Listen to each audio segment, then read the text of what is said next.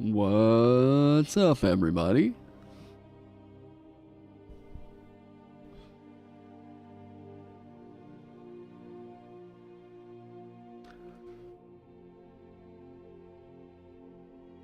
Yo, yo, yo, yo, yo, yo, yo, yo, yo, yo, yo, yo, yo, yo, yo, yo, yo, yo, yo. Hey. The voices. Alrighty. So.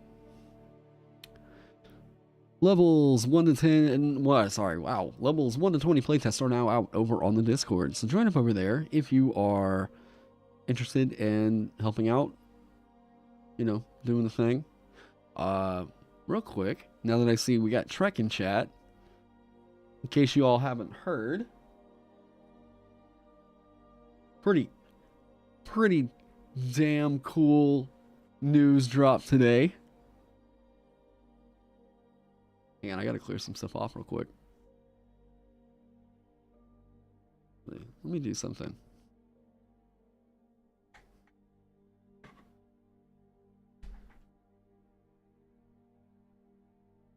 Much welcome surprise. I hope it's good. I hope to make your night even better here in a second. Now, well, I know it made my day better. Jeez. I'm gonna pull this up over here. So,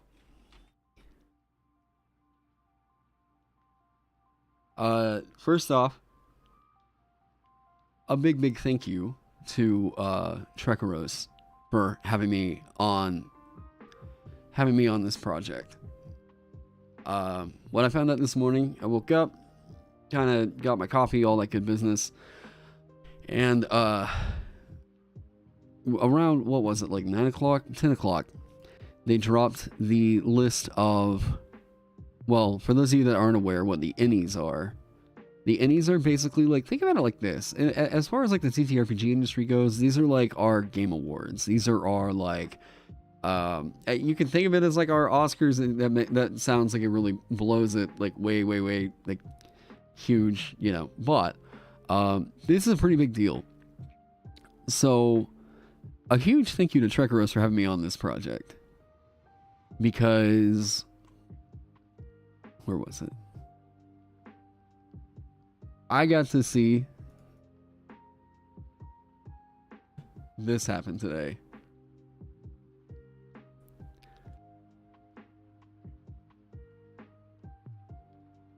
One of the books that I worked on just got nominated for Best Monster / Adversary category in the Ennies. So this is a huge honor. This has meant quite a lot. This has been a huge like validation moment here. This book undeniably like is Trekaros' baby. But it was such a cool, fun project. Trek ran it extremely well. We are like seeing everyone in here's names all on. Yeah. I'm very excited for this. We'll see what happens. I am. God, it has blown my mind seeing this and the reaction to it and stuff over on Twitter, and yeah. So yeah, thank you everybody. But yeah, thank you Trek for having me on board with this. Yeah, the Alchemist shot up the top 10 most popular. Yeah.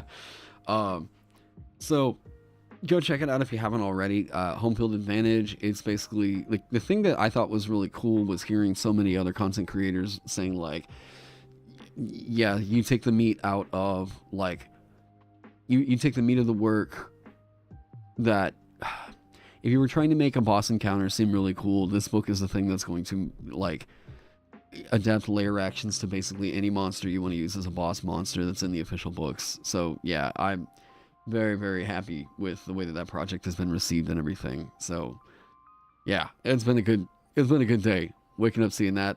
And also, just as a little bit of side channel news, I guess, we'll do this and then we'll get on the I almost said the Alchemist. Jeez, it's been a Side channel news.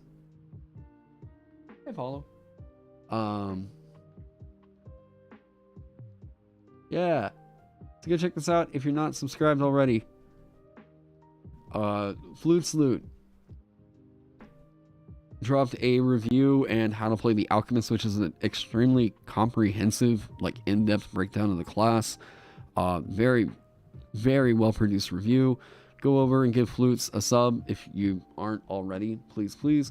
Also active in my Discord and everything. So yeah, very huge thank you to Flutes for putting this one out, Jordan. Yeah. So from there, let's talk about the Vanguard. All right. So I dropped the playtest, and there is oh, thank you. There is one feature in here that seems to be the thing that most everybody is pointing out as they're like, this is clunky. It feels like I can figure out so many ways to break this. I sent it over to Benjamin just to kind of get his opinion on it. And Benjamin's feedback mostly seemed to be that it's way too cluttered. So in this live stream, I want to focus on Reckless Charge. For those of you that are over in my Discord, it has been basically nothing but people trying to ask about how this feature works. All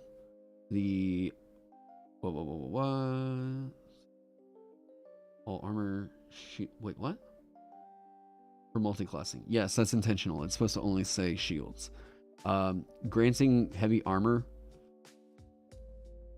Yes, it should not grant you heavy armor as a result of multi-classing. That's correct.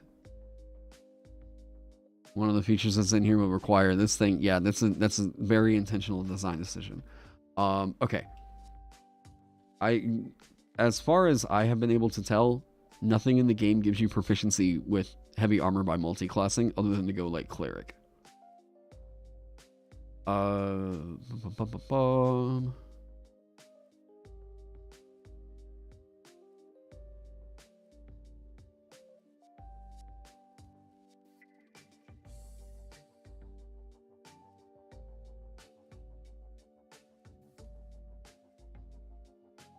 Okay, now...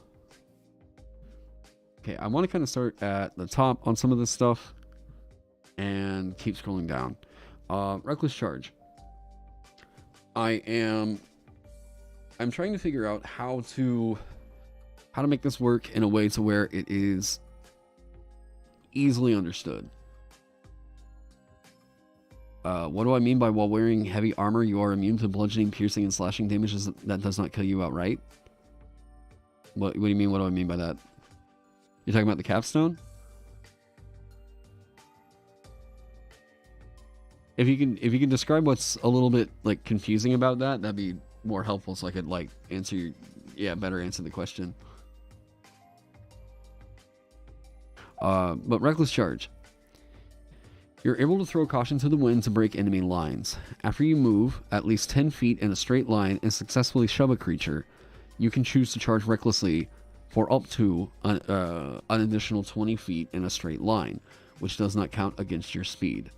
Doing so pushes the creature ahead of you for the rest of the move and allows you to move through other creatures' spaces. If you move into the space of another creature during the move, you can try to shove it as well, no action required, and choose to push it ahead of you.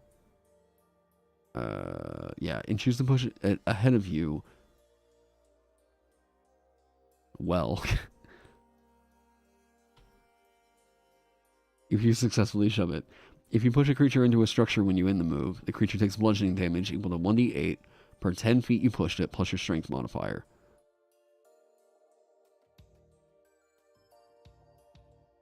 So it again lets you charge flying. Oh my god, I hate fly speed so much.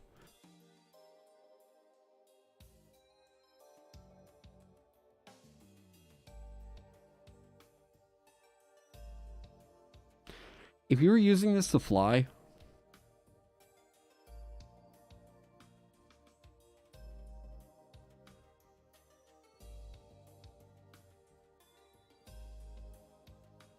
no, you couldn't fly. You have to move in a straight line. You can't fly up with it.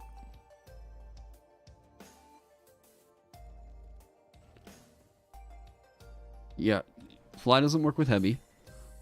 The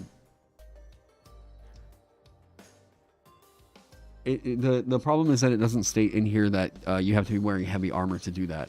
So if you're going to try and fly with it, which is already a really clunky way to try and make it work, if you're like, I'm gonna fly at the thing, like, do the fly spell, yeah, but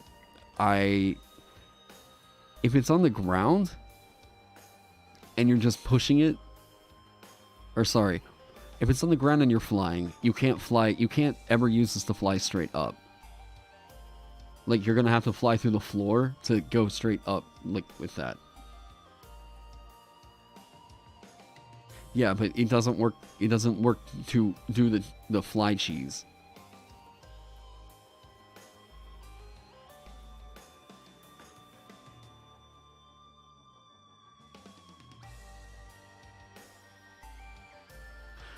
Assuming it refers to being dealt enough damage that the total would outright kill you. While you are immune to damage, if the damage roll would kill you, you take the damage instead. Yes.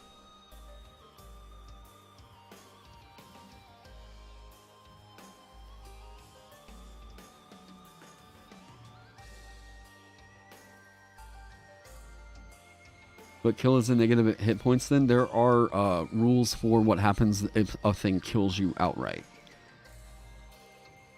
As in, like, you just take so much damage from an effect that it just kills you.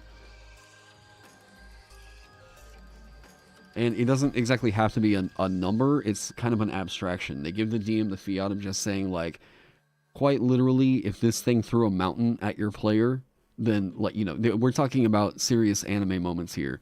Where, like, you know, what's something ridiculous? Wasn't there, like, who got hurled into the sun?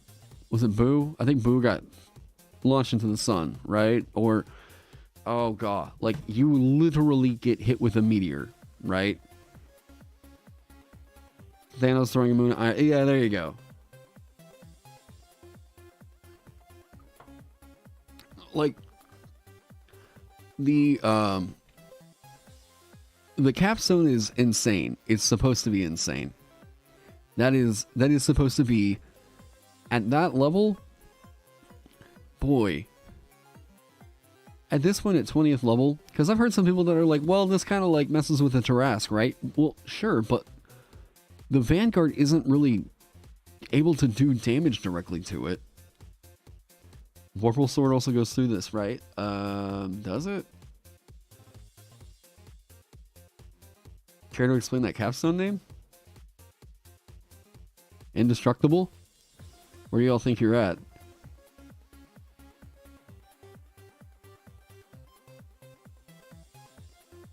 Tarrasque-born Vanguard. Why does the ability specify shoving another creature in the second paragraph? You said you wanted this to be similar to Rhine Charge. Reinhardt Charge. Right, gotcha.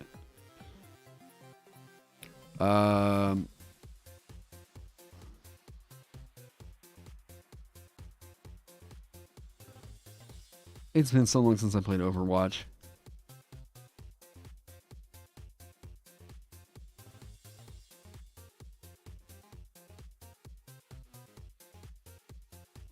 Oh boy.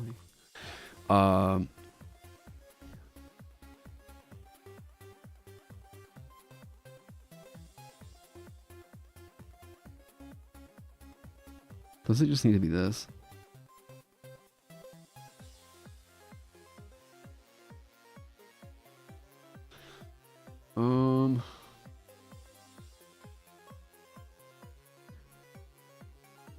You know what? Here's the thing. Like, it would be, Turtle looks at the Vanguard knowing it can't wear heavy, or it can't wear armor. Oh my god.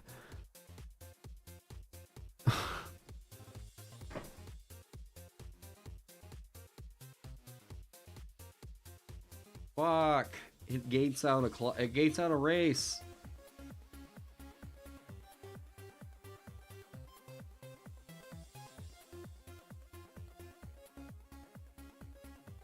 it gates out a race.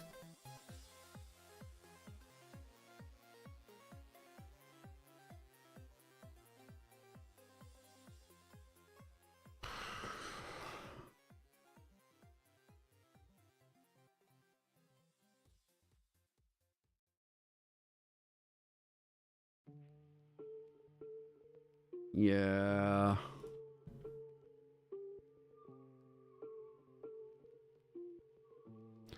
They can't go Forge Domain, they can't go Armorer, they can't, like... Oh, yeah, no, I've seen it, It's... God damn it, WotC. While carrying a tower shield or 2 shields instead of heavy armor, it's intentionally written the way that it is to gate out Barbarian raging.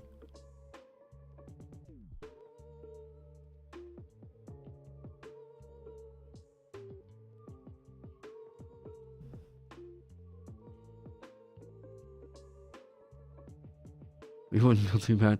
I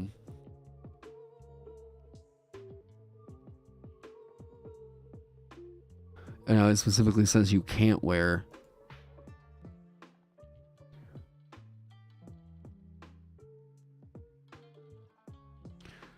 I am going to say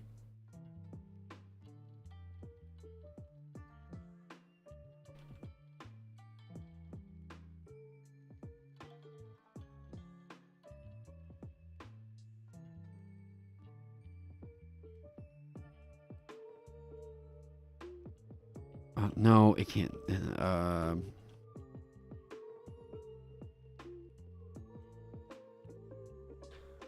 This is like great. Well, I can't super make a thing. Hang on.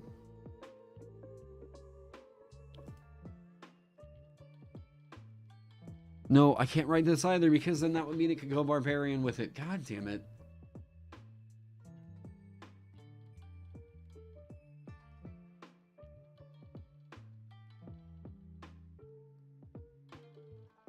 No, I can't write that either. I can't write that either because there's not a restriction in there about what happens whenever it goes Barbarian.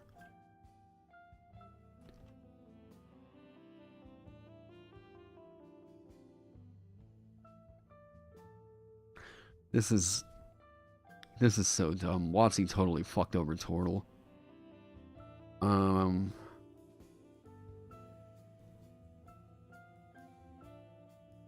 Does this class have that tank classic AoE hate reaction like ability? You have to get more specific with it than that. I don't really know what hate reaction is in reference to. Hey, what's up, Robotic Raven Mage? Tortle not being able to go Vanguard because of the heavy armor restrictions. This is bad. They designed a race now that legitimately cannot benefit from, like, going certain subclasses. This is bad design. Just straight up bad. Tortle is like a race. It's not like it's me making the issue. Well, I'm designing a thing that I can probably figure out a way to,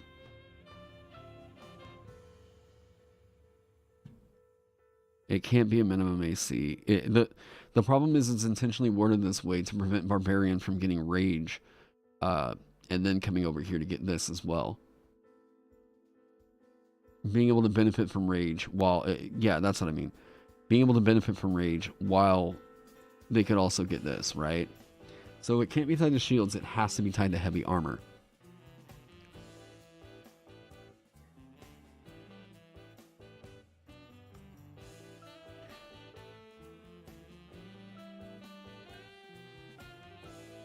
I can't say Tortles can treat... Yeah, I can't do that either. I can provide alternate rules for Tortles that suck less. I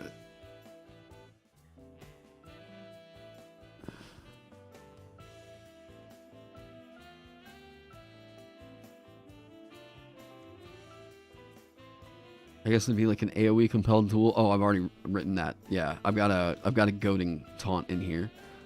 Make it require concentration. Nah, that completely goes against the frontline mentality, frontline play style.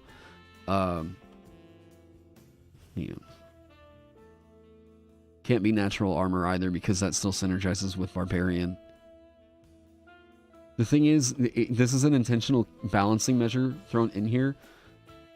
This is an intentional balancing measure in here to make sure that Barbarian Rage cannot synergize with this in any way. So, this has to stick. Potential racial feat. It just can't. It can't synergize with it. Not to throw another potential issue, but how would it work with Warforged traits? Warforged can incorporate armor into their body. So, what's the fix?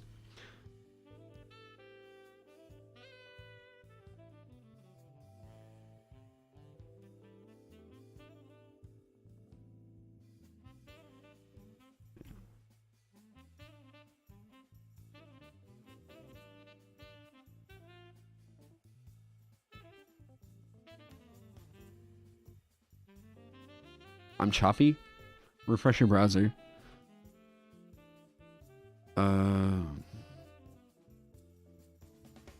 Original Turtle can wear armor.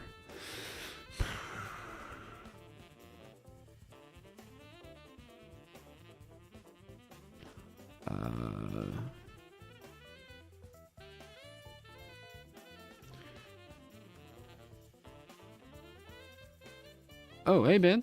What if the damage reduction was just resistance? Then you won't have to worry about it doubling it with Barbarian. Then I feel like I'd have to worry about it doubling up with Paladin.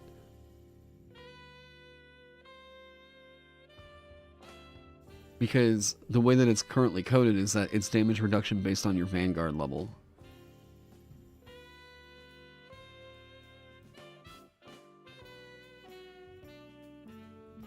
So...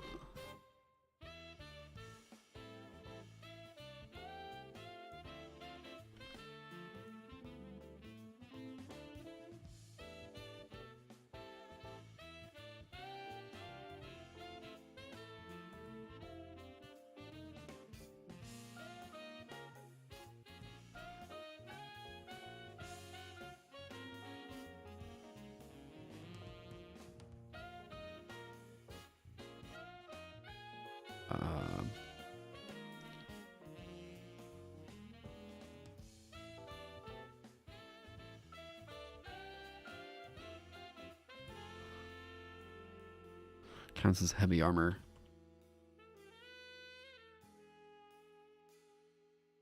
Why is this synergy so scary? Because of a 1-level dip on Barbarian? Because it really should not play nice with Rage. Rage is having it, and then this is doing a flat damage reduction.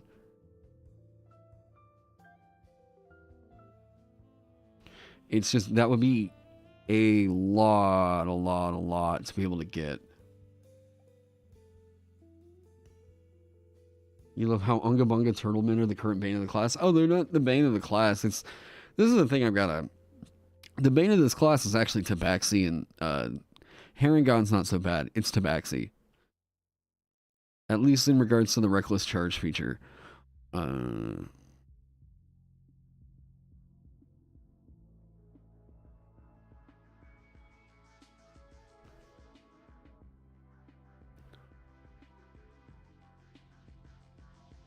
This is what I'm going to say. This is what I would consider to be a bad hiccup.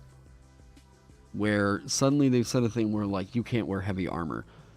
This screws up a lot of features in the game, actually.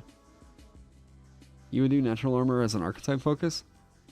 It can be kind of cool. Primeval Guardian makes a lot of sense for that.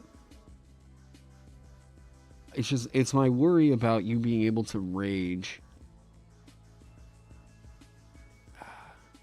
It's like you would be better at doing all the Vanguard stuff if you rage. Simply because you get advantage on strength checks and strength saving throws, not you count as large here, right? Now I can make it redundant. But even then it sounds like...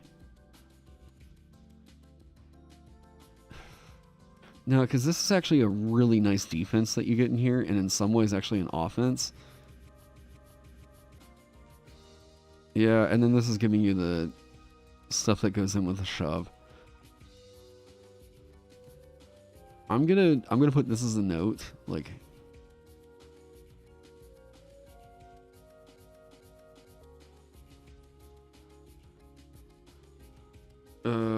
or a racial feat that turns your natural armor as a heavy armor.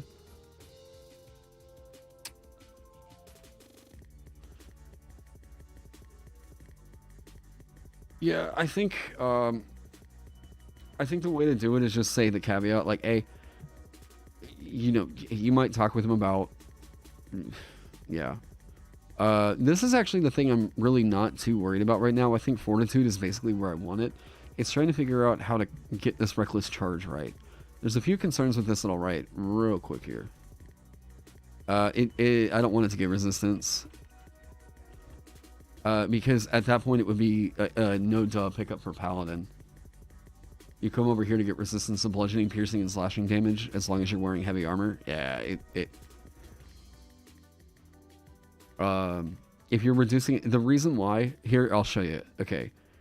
This is the counter to Barbarian. This is the counter to Paladin.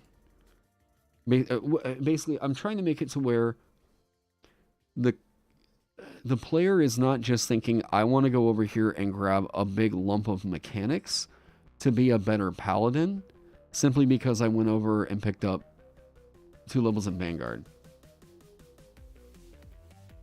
Why are Harangon a potential issue? Asking because I used jump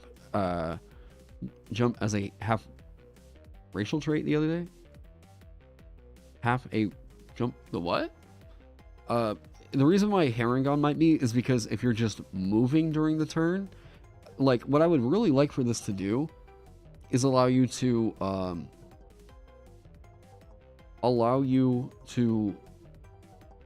I want this to feel as though it scales with the mobility that you have, but that just can't really be a thing because of feline agility.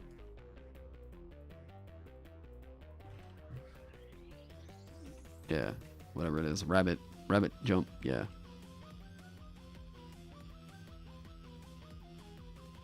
Run, jump through enemies, continue moving. Yeah, okay, so that's a bonus action. The problem with feline agility right now is that this isn't tied into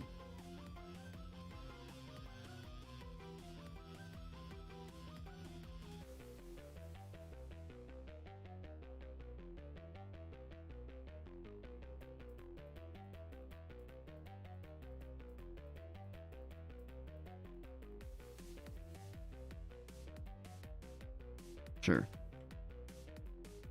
It's speed.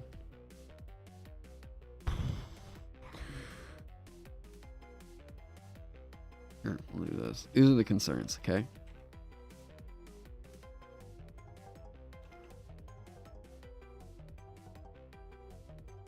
Rabbit Hop specifically is whackness.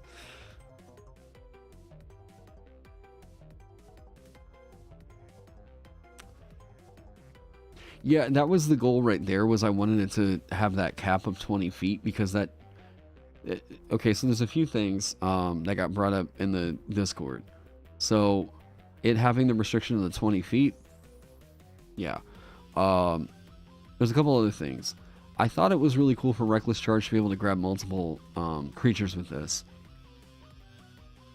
Because what that would do is it would allow it to deal with hordes a little bit easier. But this causes more problems. Hey, what's up, Mads?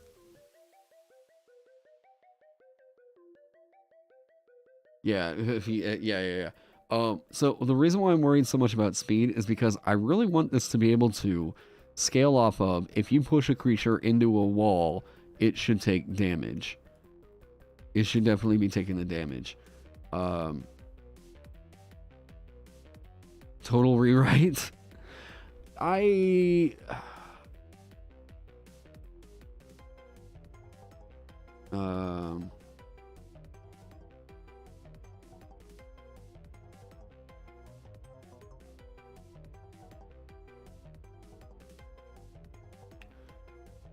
push the creature. Hang on, Benjamin sent me a recommendation. As an action, you can make a reckless charge to an unoccupied space that you can see within 30 feet. Do you think that this has to be on its turn? Yeah.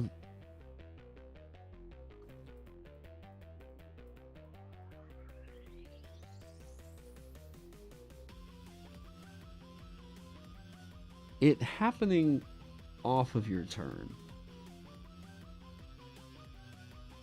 I don't know if that's the kind of thing that is healthy. Would Heedless be better just to avoid the confusion with Reckless attack? No, Reckless in flavor is something that I would like to keep tied into it, so that way people know, like, oh, I would expect it to have attack rolls against you have advantage until the start of your next turn, right? You can just skip the 10 feet thing too. That's actually kind of built in with the charge idea, where you have to move a certain amount in a straight line, and then, because there's a couple of things that are keeping this rooted in terms of like what the player is going to expect to know it does, right? Charge, boom, 10 feet in a straight line, yeah. How do they? Let me take a look.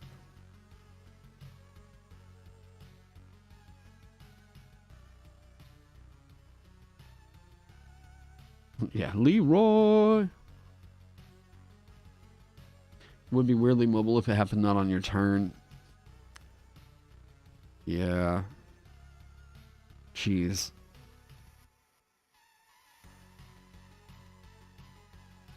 You have to move 30 feet straight toward a target? I keep forgetting about how clunky this is. Ugh.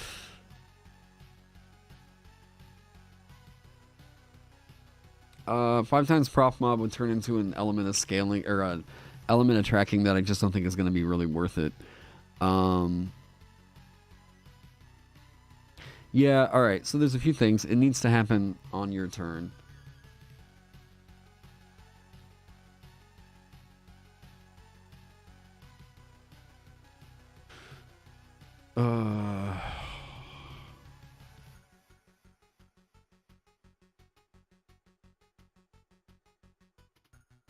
What did you say?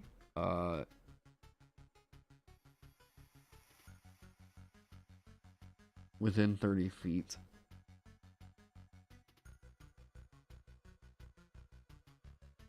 I think it...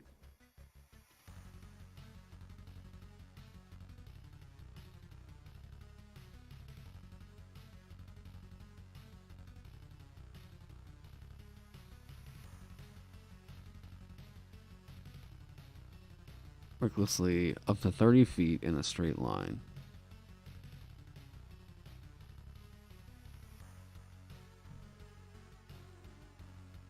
I'm trying to see here. If you would pass through a creature to get to the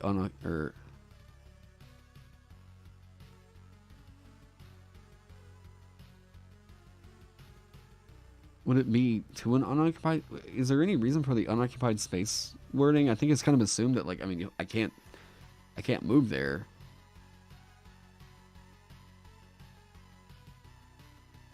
Stream flickering for you.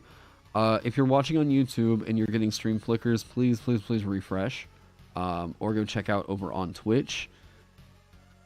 YouTube streaming stuff doesn't handle multi-stream really well.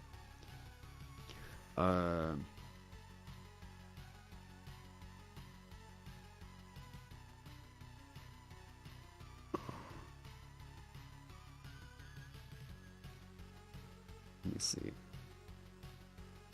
If you would pass through a creature to get to the space, make a shove it. That's it.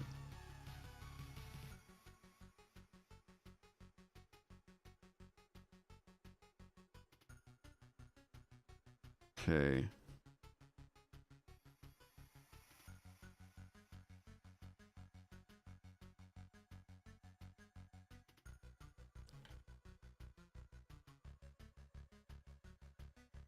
Oh, no, it's got to be through the line. It's the way that they phrase it. I don't know if you're still here, Benjamin. The way that they phrase it in the Dreadnought, the Fire Giant Dreadnought.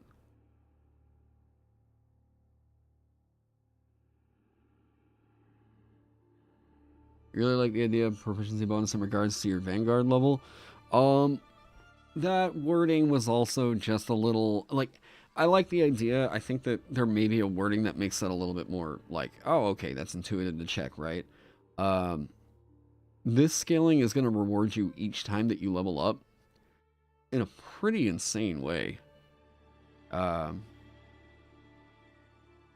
Reckless charge doesn't mention creature size. You can charge purple worm. Yeah, it needs to.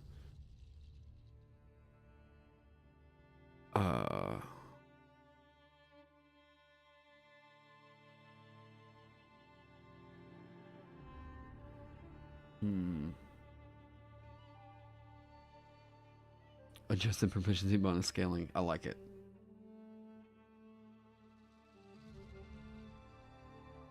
Yeah, okay.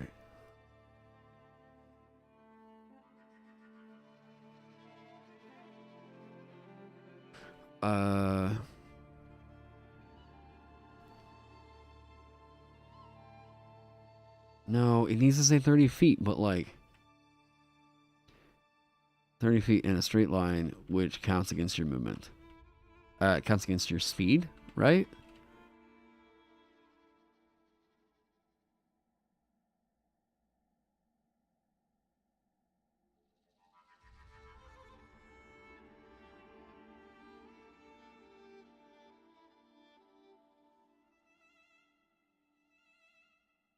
I guess we can say charge.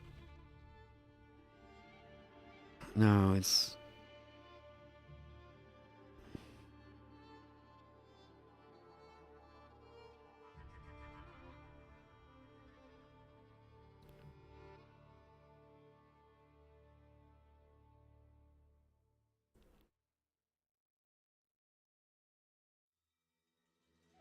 Shove it. Does it really need to keep saying...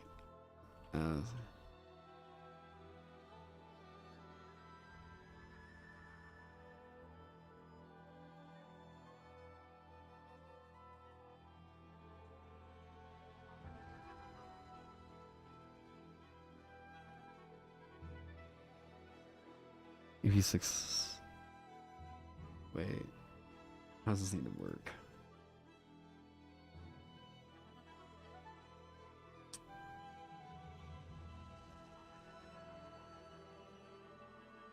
You suggested an occupied space because if you move straight to it, that's a straight line without having to specify it. Wait, what?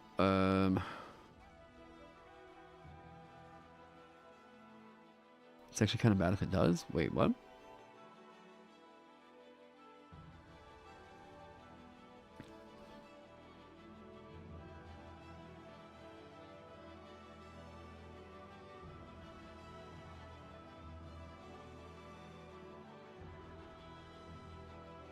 Is it good to have a second level feature that prevents you from... hang on.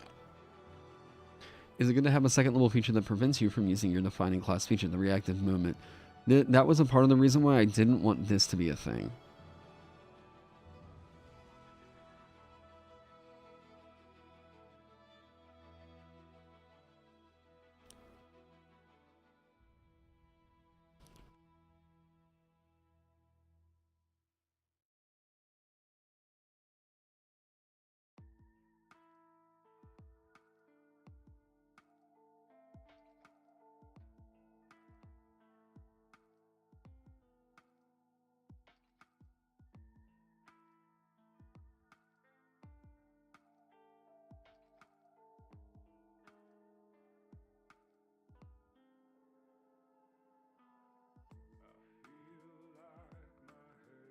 Obviously.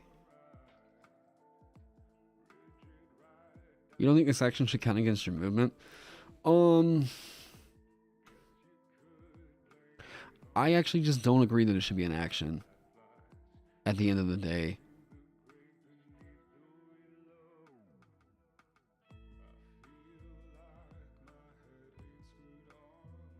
Because, like, it now at this point, it feels like it's like, you think of this as a mega dash option for this class?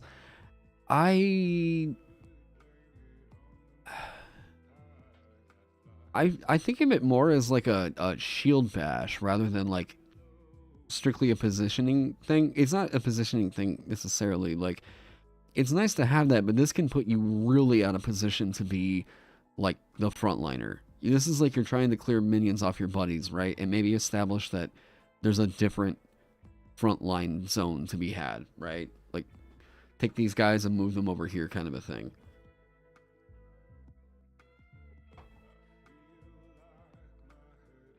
It makes more sense for guard and reckless charge to be a trade-off. Guard is reactive, reckless charge is proactive.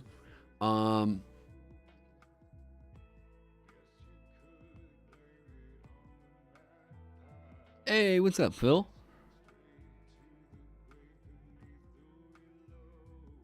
Did you have to use an action to shove? Well, you can use that shove off your turn. Or as a bonus action.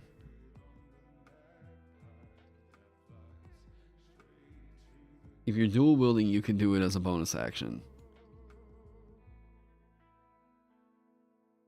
Now,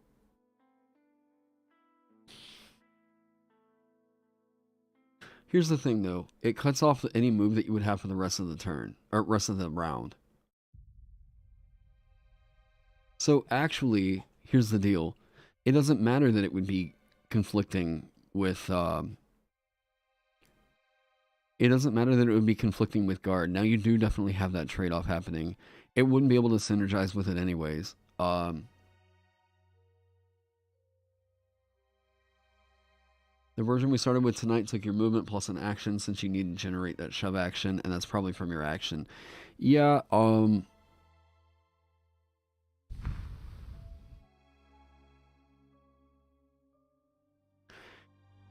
it wouldn't actually, it doesn't even synergize well with ready anyways. Because, like, you use ready to prep something. You would never be able to use reckless and the ready action that you prep from this in the same turn anyways. So, having it cost an action...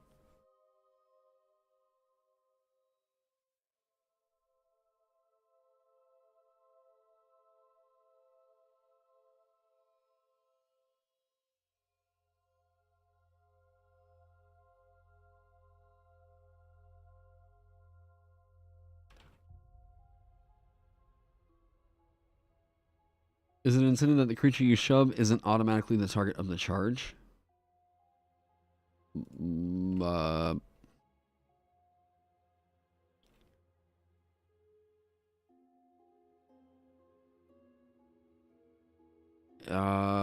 What?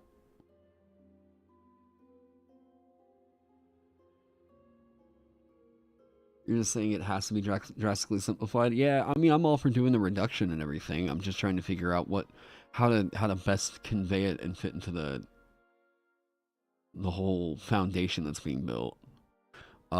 With the ready action taking place, boom, you can make a shove attack over there.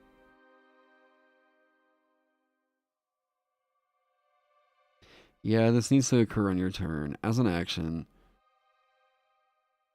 against your speed.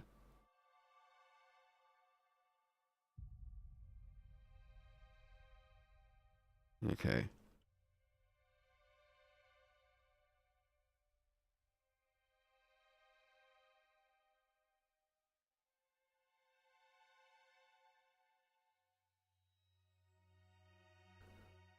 And the easiest way to do it all is to roll it all into an action. And this way, if it's an action, you wouldn't be able to, like... Yeah, you wouldn't be able to prep it with a reaction, unless something later on said you could.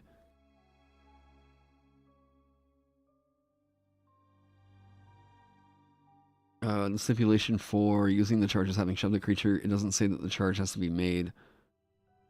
It was originally successfully charging a creature, but that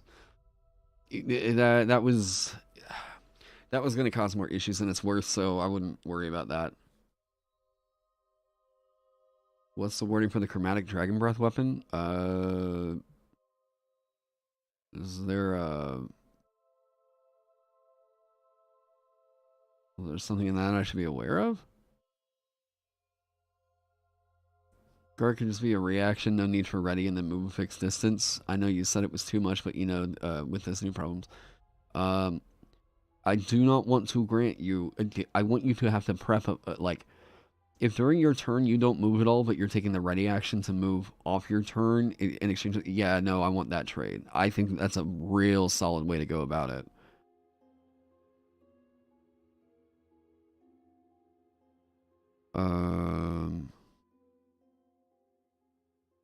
Wait, you said chromatic. No, wait, that's a ward.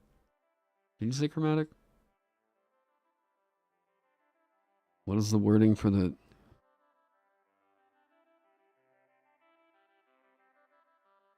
Hmm?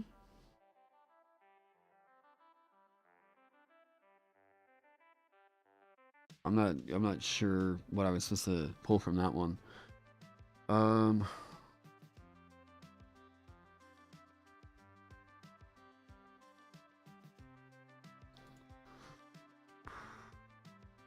Couldn't you use this as an additive to the dash action, since if I recall, moving while you're grappling a creature uses twice your movement? I think I might be fine with the idea of something keying off of the dash action. Like, maybe. When you use the dash action, you can charge recklessly up to 30 feet in a straight line. That's...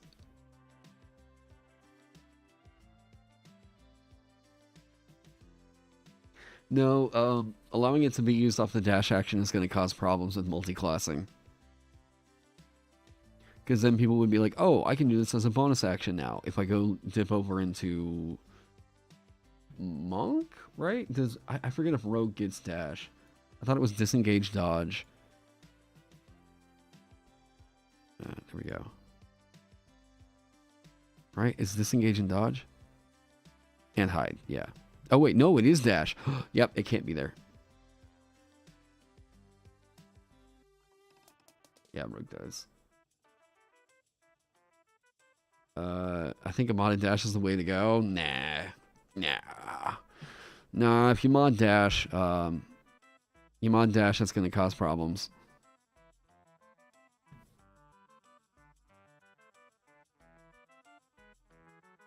Dash is the... Oh, okay, there we go.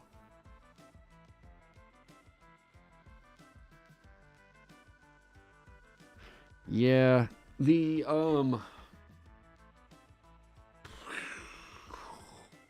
we can't tie it in the dash.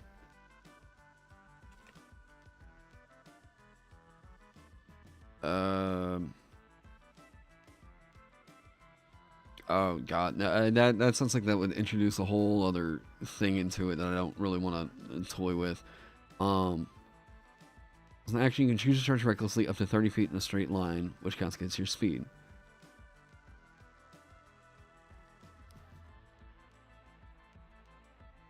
You know,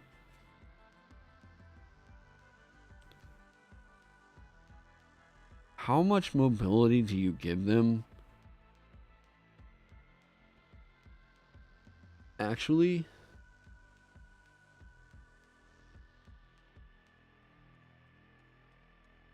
if you do it to where it doesn't count against their mobility, like if it doesn't count against their speed, this is just an alternate dash, which I think is what Benjamin was hinting at earlier. If you move into the space of another creature during the charge... Okay, hang on. So it would be a different dash.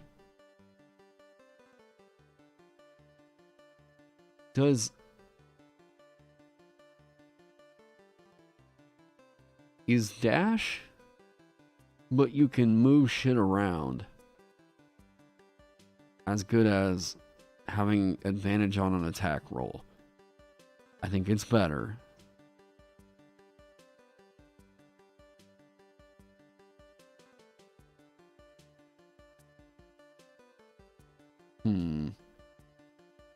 It's not technically dash.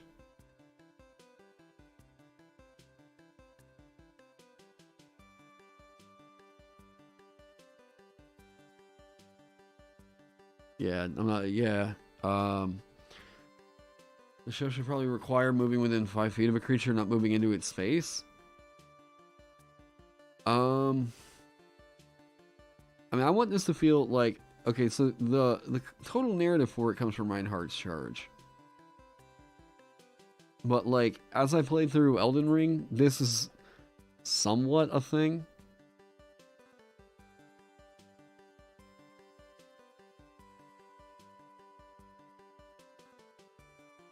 Shove it as a part of the same action. Okay.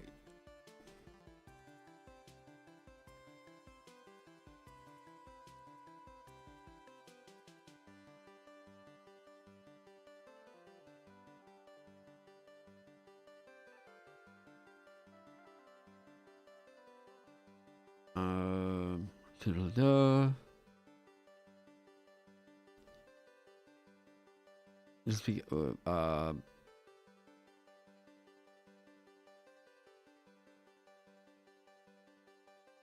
yeah, I guess that's fair.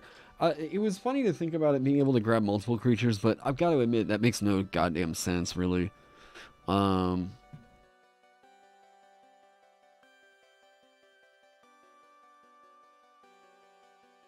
you can see up to 30 feet in a straight line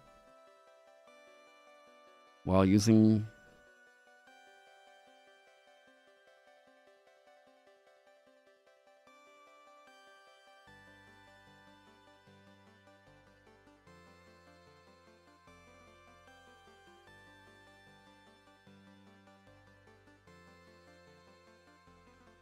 Move into the space of another creature during the charge. You can try to shove it. This needs to say no action.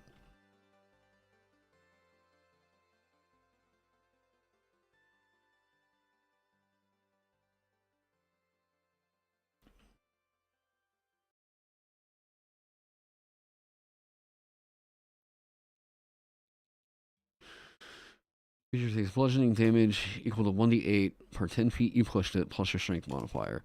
I know that like my Discord is not gonna like this change, but it's the most sane way that this needs to work. It doesn't need to say no action required if it's all part of the action.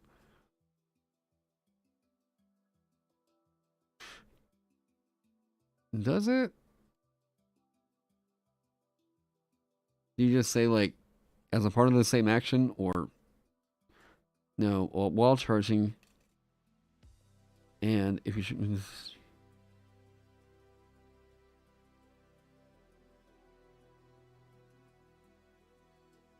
Wait.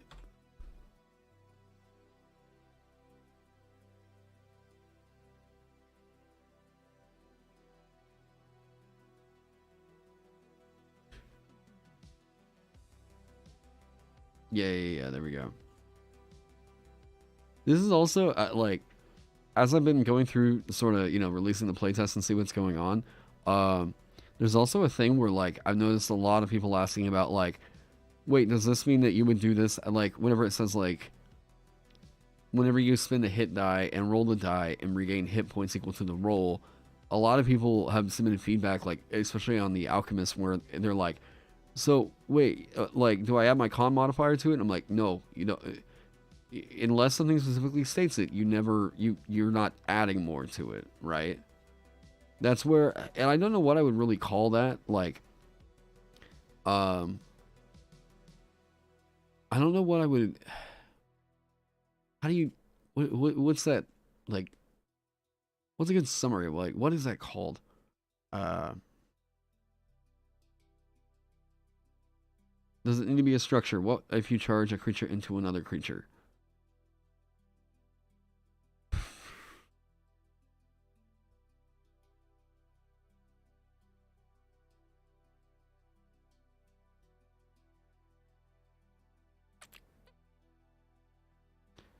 Um, the thing that would worry me there is that it would be a source of, like, essentially guaranteed damage. Kind of.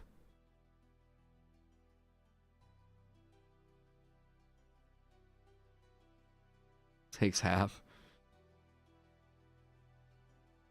I guess you could say, like, if you push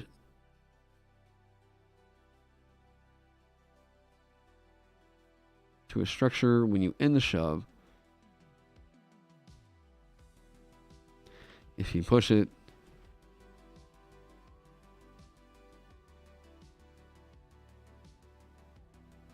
no, don't worry about this.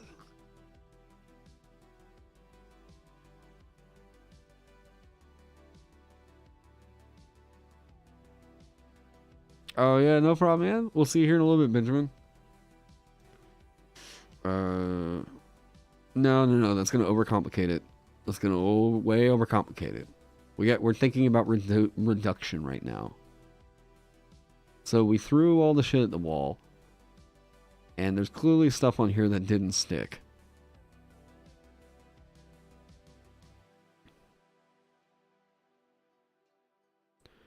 Both are knocked prone. Moves in the space of another creature during the charge. You can try to shove it and push it ahead of you. What chess piece is this class queen? It's supposed to be the rook. Oh, this is rook right here. Oh, that's funny. I didn't even think about that earlier. Oh yeah, this is rook. Okay, it has to be a straight line. Yep. Shitflinger class 1.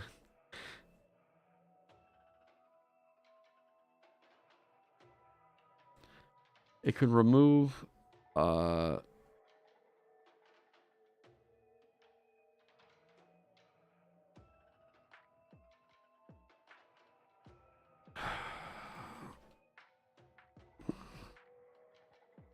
you push the creature into another creature or structure when you end the move.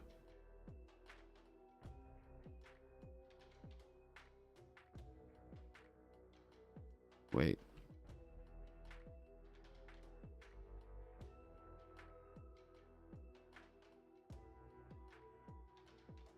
Push your strength modifier.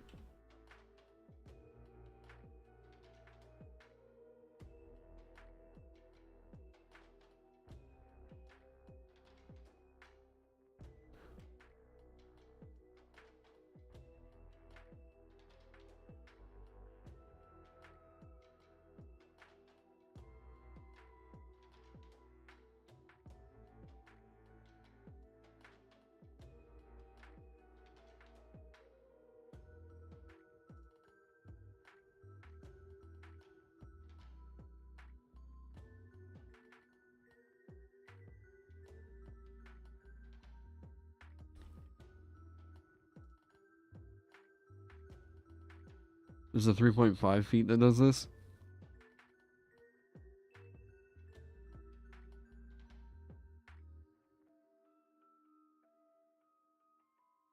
You know, we're into halfling.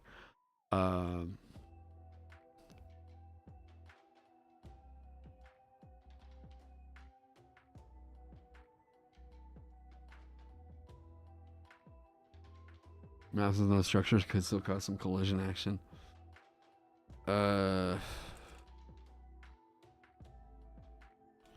If you push the creature into another creature or structure,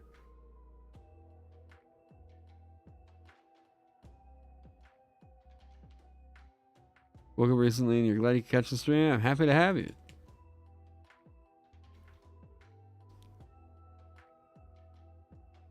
Creature or structure.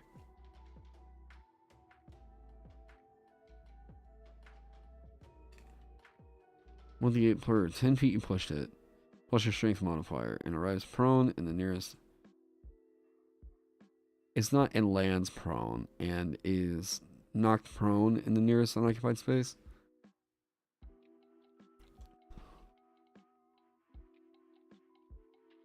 There's an unoccupied space.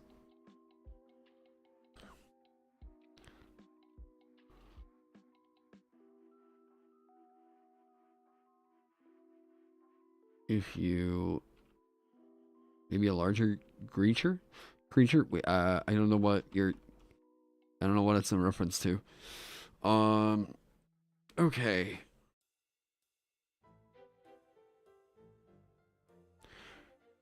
into another creature or structure. The pushed creature takes bludgeoning damage equal to 1d8 plus... per 10 feet you pushed it, plus your strength modifier. And is knocked prone in the nearest unoccupied space. If you pushed it into another creature...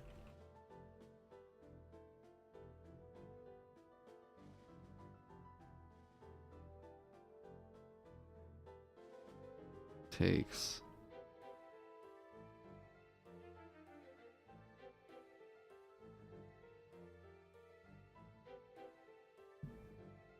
Is it half this damage?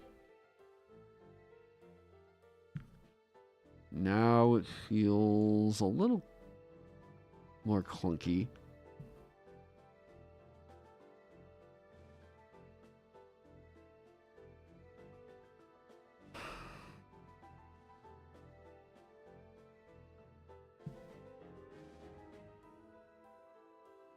No, we don't need to get into the thick of it with all the, like, their size are larger. That's going to wind up bloating it out, making it, yeah.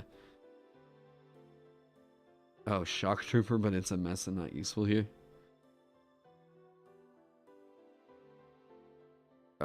Is it intended that I could jump or phase through 5 creatures before getting to a target? I mean, this phase through that you're talking about right now is like, oh, whoa, that guy, you know, went through, like, more so like they're kind of getting out of the way. Just because a creature occupies a 5-foot space doesn't mean it's, like, literally a 5-foot block. You're not, like, phasing through the creature. You're getting around it, right? Now, some people might be like, oh, wait, opportunity attacks. Correct. You want to provoke those. You are trying as the Vanguard. You as a D&D character are way happier if those opportunity attacks are hitting you, or they're trying to hit you. Reason being, number one, you can punish that with certain subclasses. Would Misty Step count for it? There's no way to use Misty Step with this. This is all taking part in your turn, or in your action. So you can. There's no way for you to be able to Misty Step with this, as far as I can tell. Unless somebody goes like, yeah, but what about this one feature from this subclass that appeared in Unearthed Arcana back in 2014, and yeah. But even better if they don't hit anyone. Well, sure, but again, you would much rather, you are the, what is it? You're the low value target, I guess you could say.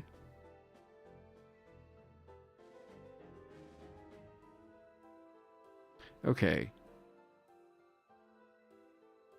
Yeah, I know some people thought that the imagery of this was really, really fun early on. But it has to be more reasonable. This is way, way more simple.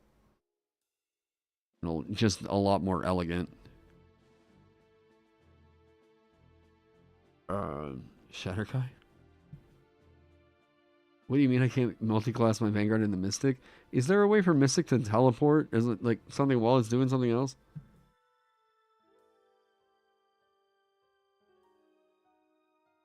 It doesn't break the line, it just lives past it.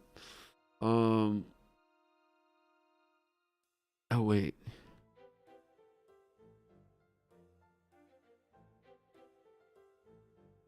There we go. How finalized is this version of Reckless Charge? Which is what I say. I'm still designing it. That's why I stream these things. You all are seeing the process. So no, not all designs are final. Adds a QA for the opportunity attacks work against the dashers, since I can see that coming up later. Oh man. Nothing specifically states that you do not provoke opportunity attacks. So that's the case where I'm like, DMs out there, you should know this provokes opportunity attacks.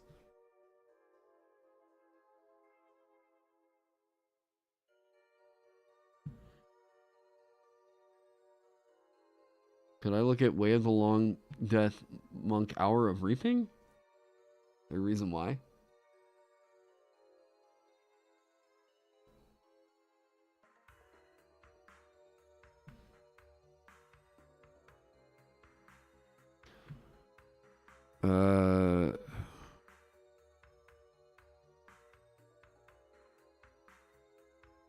Is there a reason why?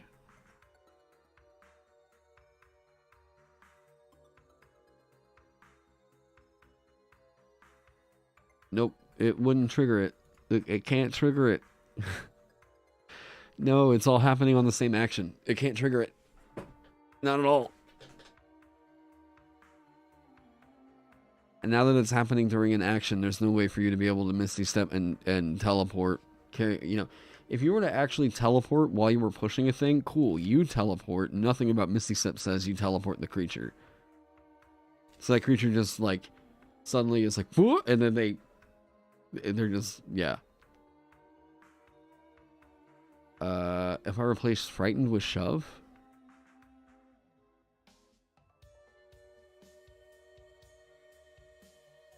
Each creature within 30 feet of you that you can see must succeed on a Wisdom saving throw or be shoved by you until the end of your next turn. Wait.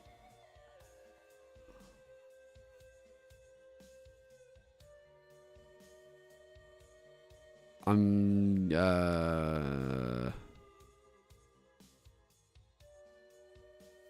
not sure.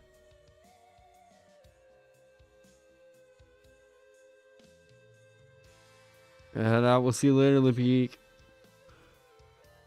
If there are 3 enemies in front of you, reckless charge forward, run past the first guy, shove the second guy who's 15 feet away, and you still go forward and still shove the guy who's another 10 feet away, or... No, it's...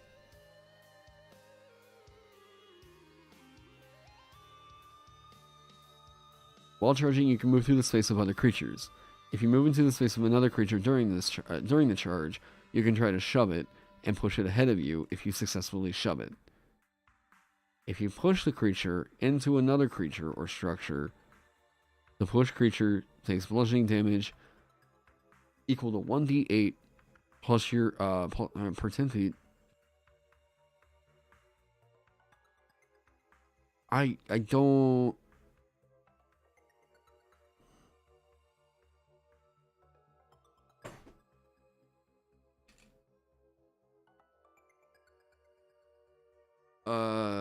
What? Hang on.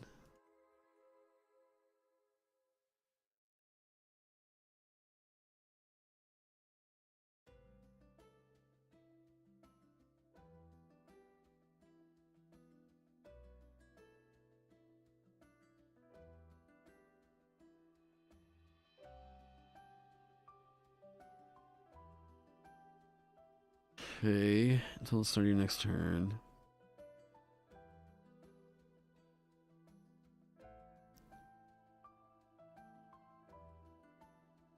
Oh, jeez. God, we could use some of those around here. Yeah, Tulsa's like having a major drought right now. It's been like 105 every day for like the last 2 weeks. It's insane.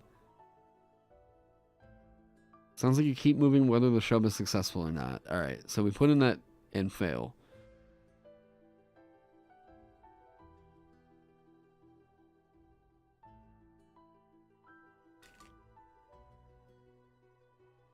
I guess after the move ends.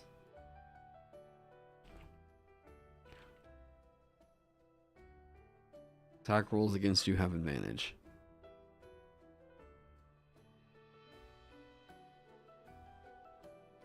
Yeah, it is bad.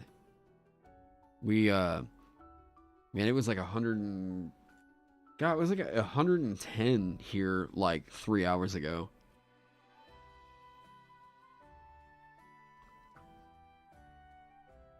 Oh, wait. Yeah. This is like... Ah. Greatest room spray in the world. It's oud wood and musk. Oh, so good.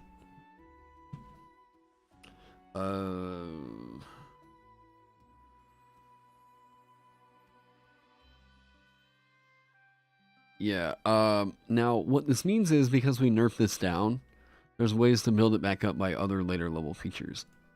That don't have to be in the base class, but they can if we would like to. Okay, there's gonna be artwork right here. Some of this, God, it just bothers me that there's so many. I'm looking at ways that I could like get condensed down to like we could condense down some of the info. Oh,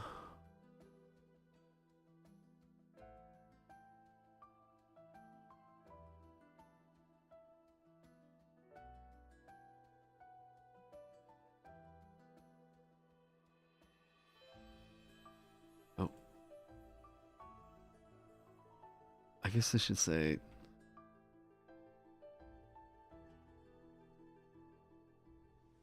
After the charge ends?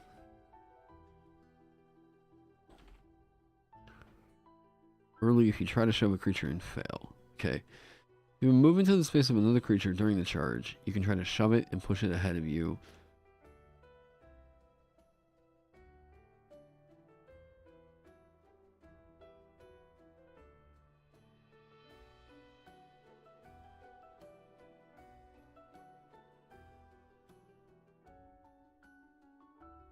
Okay.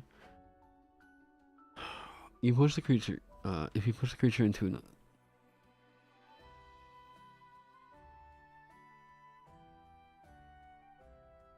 Your strength modifier and is knocked prone in the nearest unoccupied space.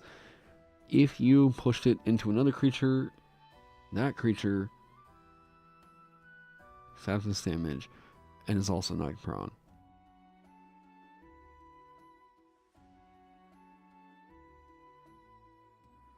Shove a creature and fail until the next. Okay.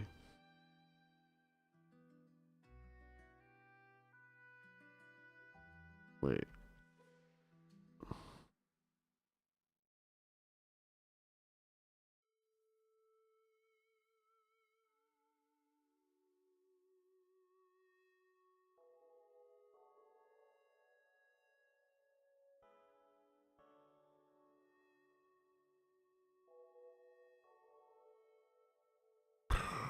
Okay. Once you charge.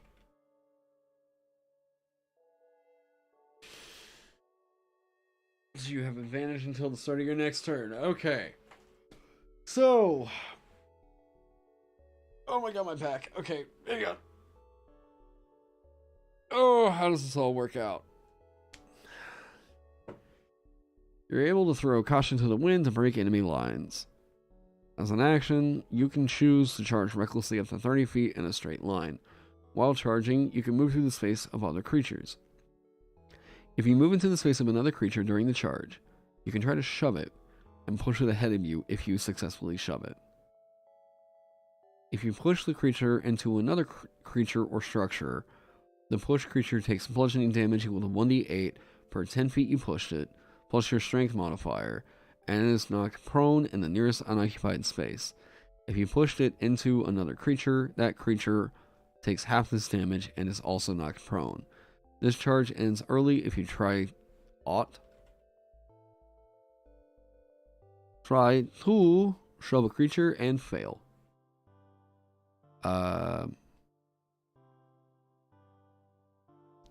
Yeah. Does that need to say lose the contest?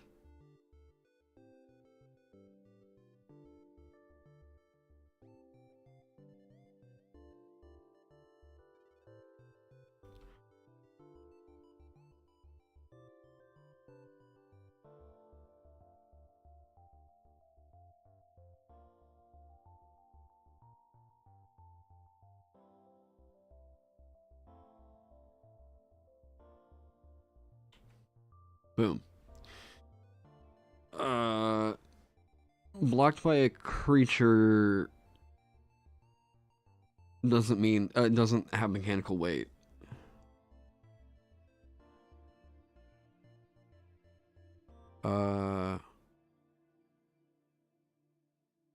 Instead of pushing it 5 feet, you can send it flying up to the end of your movement where it lands prone and takes some damage. You're just launching it. As funny as that is, I don't really think that that fits the idea of like what a second level Vanguard should do. That's a massive amount of positioning in that just doesn't really seem to. I don't think like there's a base level of power that I think we would like to get, right? True, if you choose a point two, it does gain mechanical weight. I like this pretty simple right here, like this. Second level. Bam. New action that you get. You can shove it. Boom. With Reinhardt being probably one of the biggest, like, inspirations for this is more so what I'm thinking. Yeah, that's the other thing. It sounds like something Juggernaut would do. Yeah. Juggernaut already has a feature in it to kind of do that. While I'm going to kind of put that one to rest for a second, because if I just chug on Reckless Charge, it's going to be, yeah. The other thing, how I looked at the Tunnel Fighter fighting style from the old UA, I don't know if that wording would work, but the whole multi-reaction thing, I am really trying to remember what was going on with, oh, here's a cool little side note. Just so you guys know how much I fucking appreciate and love Amanda. She just got another job today. We have been stressing about like, yeah, I'd like to do the content creator thing full time. She's also been trying to,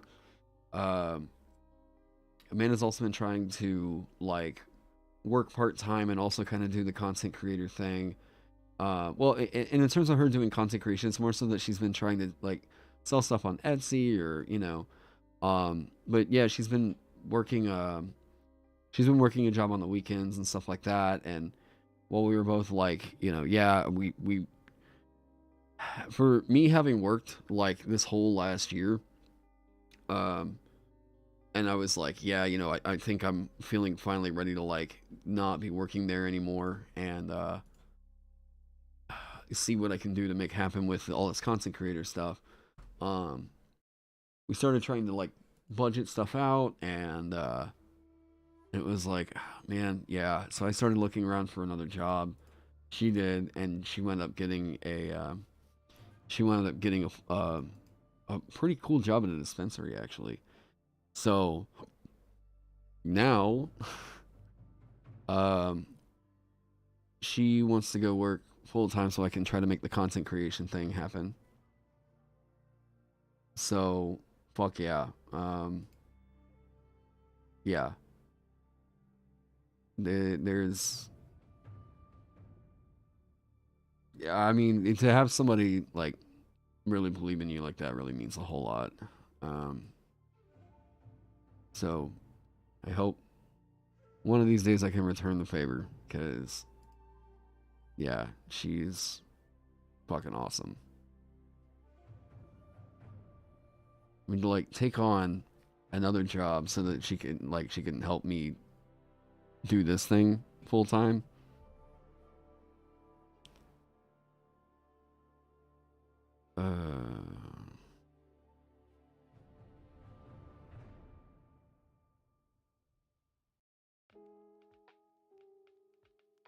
Whoa. Whoa. Oh shit. Okay. So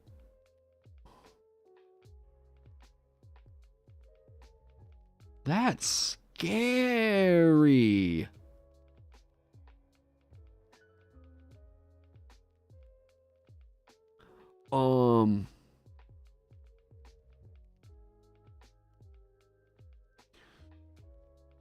Hmm.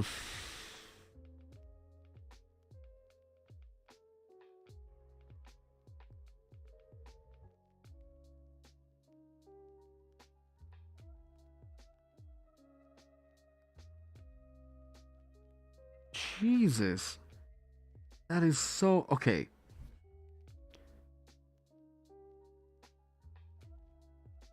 Yeah, when did this come out? Because I guess I wasn't, okay, 2015, that explains a lot. Yeah, I don't think I got super, like, deep diving into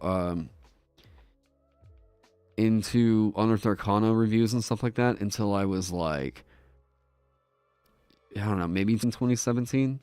I think it might have been 2017 that I was like, wait, shit, you mean they're adding onto the game? What?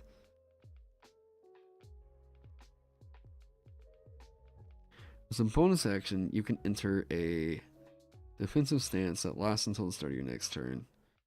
Is known to be extremely broken. I was not familiar with this one, honestly. What else is in this UA that I haven't seen? Close quarter shooter.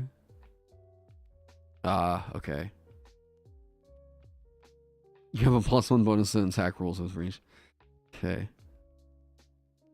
Yeah, see, here's the difference between, like, pre-2019 and, like, post-2019 UAs. They recognized that this was going to be a problem, and so they didn't print it. Rather than saying, it's too good over here, let's put it in the book as a spell.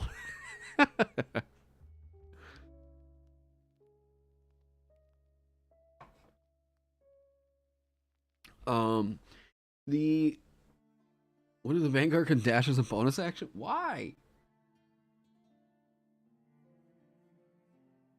It actually doesn't play into anything the class really wants to do.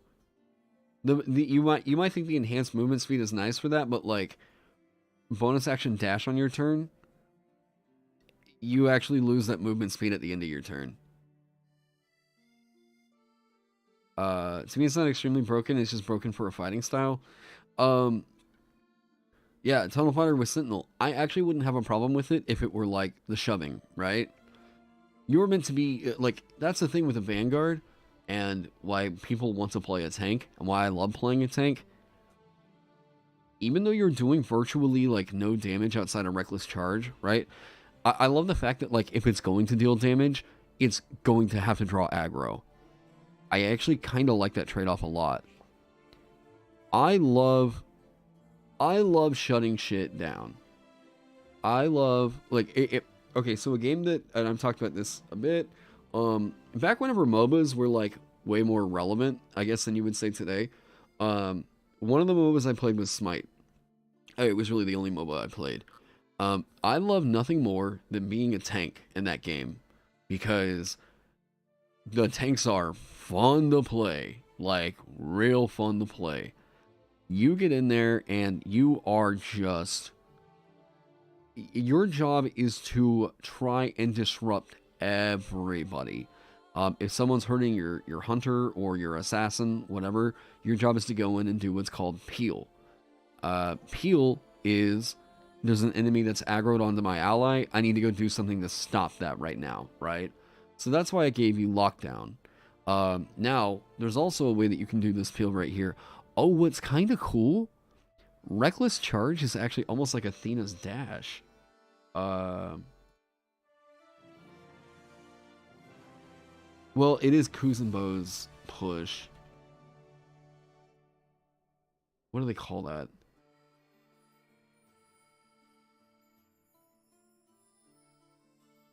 I do like... Ooh. That actually is the sudden movement. Yeah. Preemptive strike. Okay. Yeah, using the dash to get it off. Here we go. Yeah, so Smite and other MOBAs are actually like a pretty big source of inspiration. I don't know what is going to happen there. Okay. So Athena's dash, boom, like that, right? Boom, that's exactly what I'm thinking, right? Athena also has a hard taunt. Spam video. Boom, draws it in. That's like compelled duel, right? Jeez, can you stop giving me the recommendations here? Oh, you know that there was a product for Beyond for a while that was League of Legends material. Yes, and it was absurdly busted. Like, that Renegade Fighter was, oh my god, broken. What do I think about a dead man switch ability? That I go boom or something? Like, if your character gets reduced to 0 hit points, you explode or something? Any feature that is doing something other than I get brought back to life after I die, or like if I get reduced to 0 hit points, if it doesn't explicitly bring me back to life, it's not gonna produce a good play feel. They made Nautilus or something. I'm not actually sure what other games Hi-Rez has made. I think they made Paladins. But in regards to like the other gods, like okay, whenever people are like, okay, what about a gravity Vanguard that could like pull stuff in, right? They made one. His name is Atlas. He uses an astrolabe, and he can just like pull stuff. Yeah. They also made Rogue Company and what's the skiing? What is that game where it's like a skiing? Oh my god, so many people played this. What the hell was it called? You see like guys like old like Leafy is here used to use this in like to talk over. I can't remember what the game was called.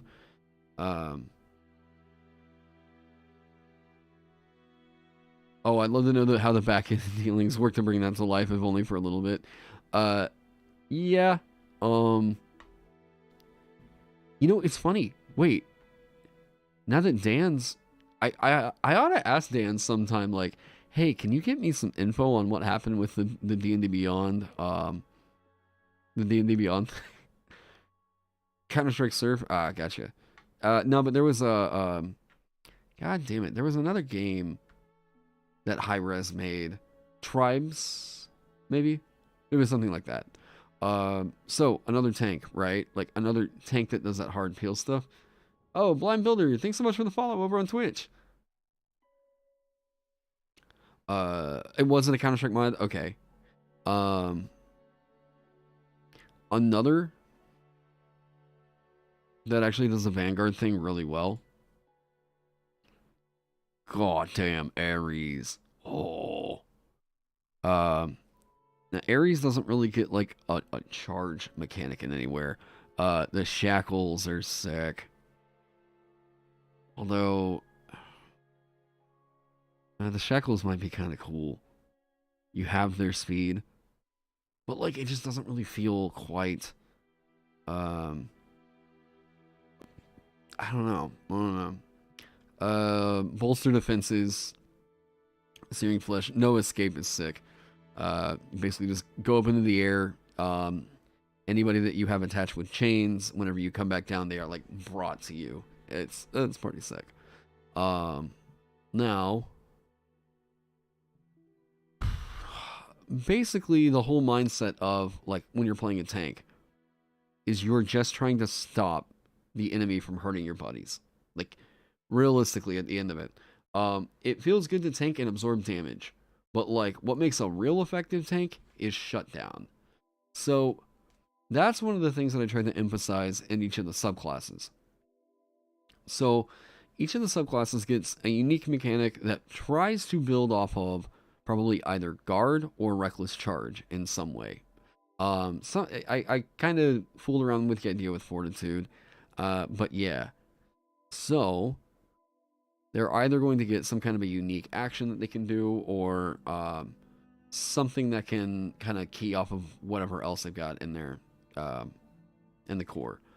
What I'm kind of thinking is like with the Arena Lord is going to be a hardcore just I'm going to taunt aggro.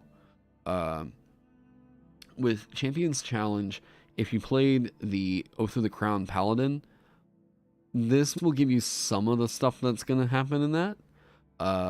Is Wizard because of Web? Yeah.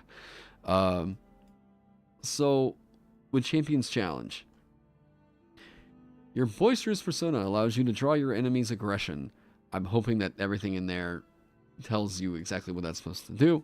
Draw aggro, right? As an action, you can make a charisma check using the skill of the DM's choice, typically determined by the nature of your taunt. So, would it be like, hey, I'm going to flip it like, hey, I'm gonna say your mother to this guy or something, right? Whatever. It's a taunt, right? Now, this could be either you're making an intimidation check or a performance check if you're just like showing off, I guess. Could be an deception, persuasion, things like that. Enforce a creature of your choice within 30 feet of you that can understand to make a wisdom saving throw against a DC equal to the result of your check.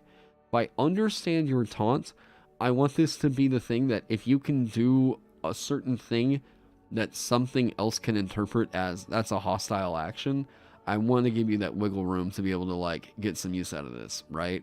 I don't want it to literally be like, if the thing doesn't know common, it doesn't, on a failed save, you provoke an opportunity attack from the target, and the target has disadvantage on attack rolls against creatures other than you for 1 minute. This effect ends early if you're incapacitated or die, or if you move more than 30 feet away from the creature. The creature can attempt the saving throw again at the end of its turns, ending the effect on itself on a success. So there's the soft taunt. Now, did I mean to have a second initiative bonus for that subclass? Kind of. You add your proficiency bonus is, wait. Oh, wait. Oh, did I change that? Vigilant? No, you have advantage on initiative rolls here, and then you get the initiative bonus in the subclass. Yeah. Wait, did I do a second one within the subclass? Did I screw something up? No. What? What are y'all talking about? Alright.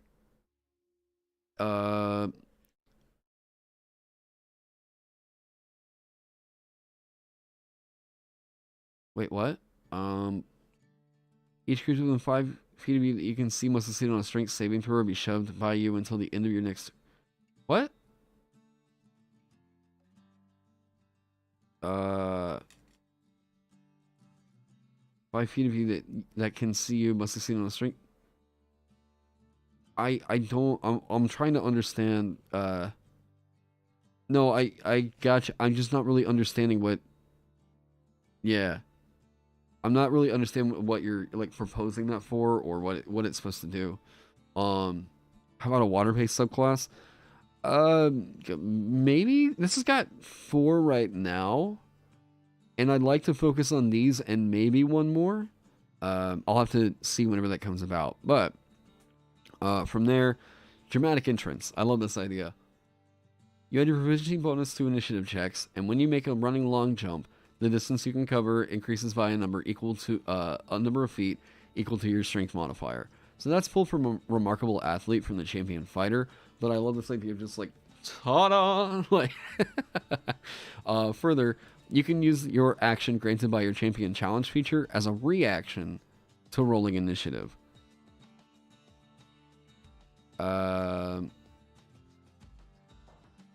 Instead of reckless charge? Hey, what's up, Elk Cook? Well, that's a name. Well, welcome. Instead of reckless charge, when each creature within 5 feet of you that can see you must succeed on a strength saving throw or be shoved by you until the end of your next turn. It's not really doing the movement that I wanted out of it. I love the idea of charge being like, raw. Yeah. It needs more positioning happening somewhere in the class. So, from there, center of attention. When you use your champion's challenge feature, you can target a number of creatures with it equal to your proficiency bonus. Once you use this feature, you can't do so again until you finish a short or long rest. A reaction to rolling initiative that's peculiar. It's been a thing I've done on classes in the past. I actually like it a lot.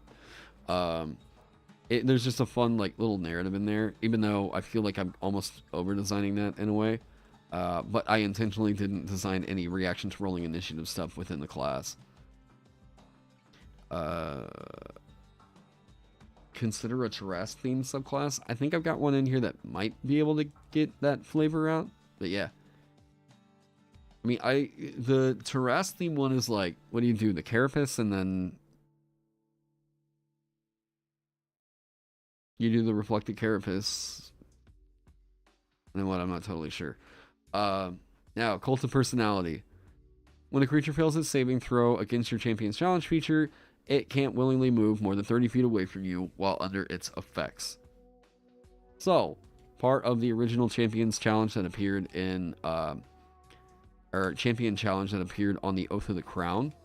But now we parse it out to where Oath of the Crown is going to be doing that on a short or long rest, like at least once.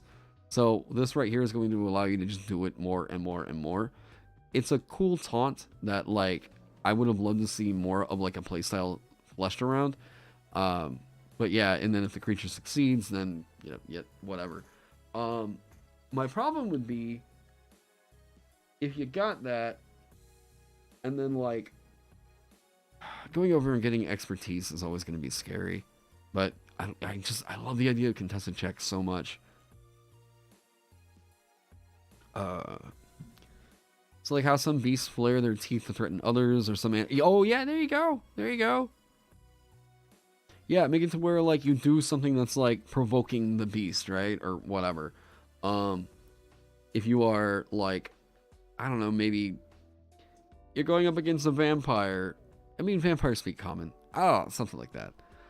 Dreadlord. Swallowing creatures, reflecting spells, causing fear. I'm good. I'm saying I'm good because, like, I would like for this to remain a fairly martial class. This Dreadlord and the Templar are about as magical as I'm getting with it. I also don't really want to I don't want to inject any, like, vor possibilities into it, you know. The reflecting carapace thing is a cool idea, but I don't want to get to a point where it seems like, yeah. Shouldn't Cult of Personality come in sooner?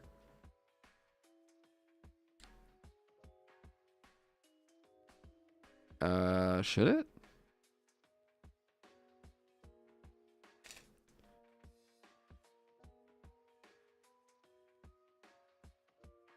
I feel like it might, like, there might be a justification for that, and then, like, 14th level being the thing where, like, Center of Attention kicks in, and then bam.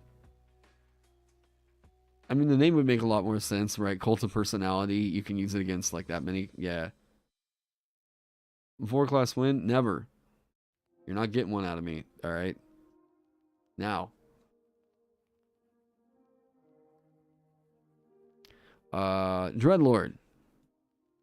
So, for those of you that want the Thorn Tank, where whenever a creature hits you, it's going to take damage, boom, there you go. Now, I already know what the response is going to be. Hey, Taron, isn't a smart creature going to just stop hitting the thing that it realizes it isn't doing a lot of damage to? Or whenever it keeps getting hurt by the thing, isn't it going to stop hitting it? That's what this subclass, well, that's really what the entire class wants to evoke. You want to do the thing where you are not giving it an option. Either, like, if you are really smart using your ready action to prevent other things from, like, getting much of a turn, that's what this is supposed to be doing. You are trading off damage for shutdown. What if replacing charisma with strength, it just added it? Oh, hey, Zombie Creeper, thank you so much for the follow over on Twitch. What if replacing charisma with strength, you mean for the, for this? Crowd pleaser? Because if this sets it to a DC right here, oh, if you're setting a DC in there, that would start to really mess with the math that's, that would start to mess with the math that's baked in for saving throws. If you want Vor, go check out the Titan Warlock from the UAH. Yeah. Although I did have a Titan Warlock in one of my campaigns.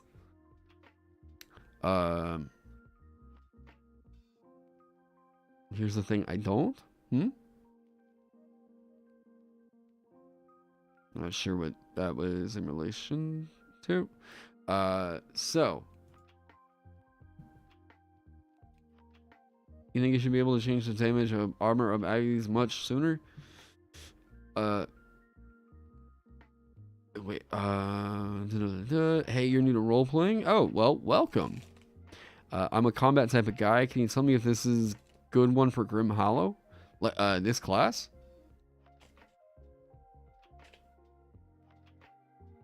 Without knowing much of anything more about Grim Hollow, I do know one of the guys that was designing it was in here in chat not too long ago.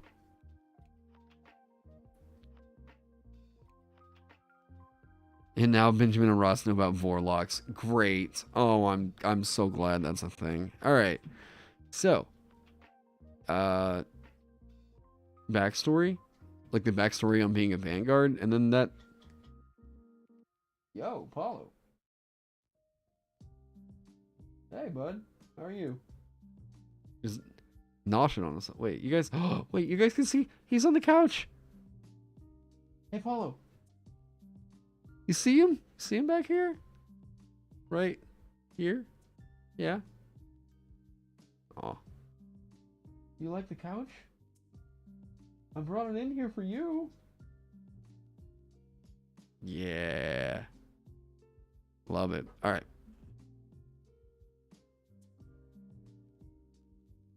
All right. Yeah, Paladin Cleric, always great for spooky adventures. This one, I think that there's a particular subclass in here that can make a Grim Hollow campaign feel a lot more like maybe kind of rooted in a bit more kind of classic, good against evil kind of fantasy, right?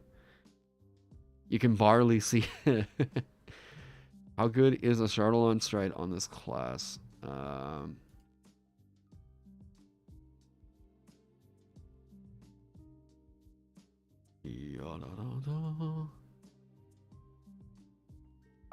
Yep, there we go.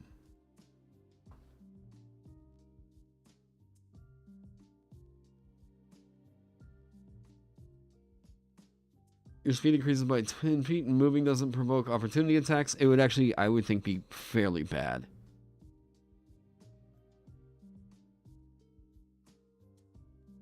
I mean, the additional, like, whoo, you leave a trail of flame, kind of cool. But you honestly want to be provoking opportunity attacks. You very much want to be taking those hits. Like, you are happy. You are very happy if someone is making their attack against you, because that means that attack is not hitting your buddies.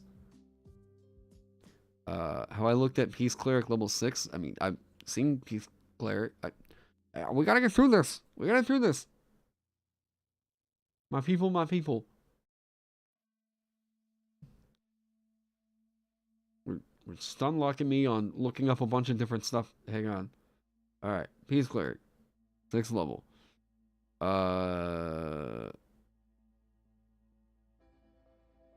When a creature affected by your emboldening bond is about to take damage. Yeah, the second creature takes all the damage instead. Alright, you're talking about in reference to the Templar's 3rd level, I believe. Maybe. Oh wait. Wait.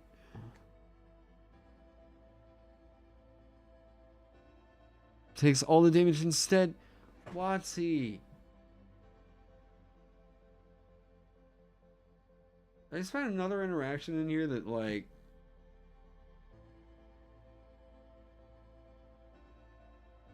wait, is about to take damage.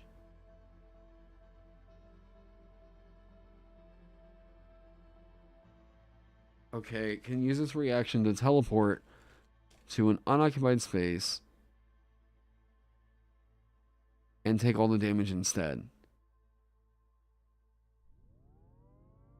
So here's the problem with this.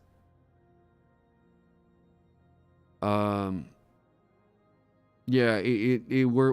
I'm keeping the Vanguard as martial as I can. Wizards, you can reduce this damage. You can reduce this. This is exploitable now. Ugh.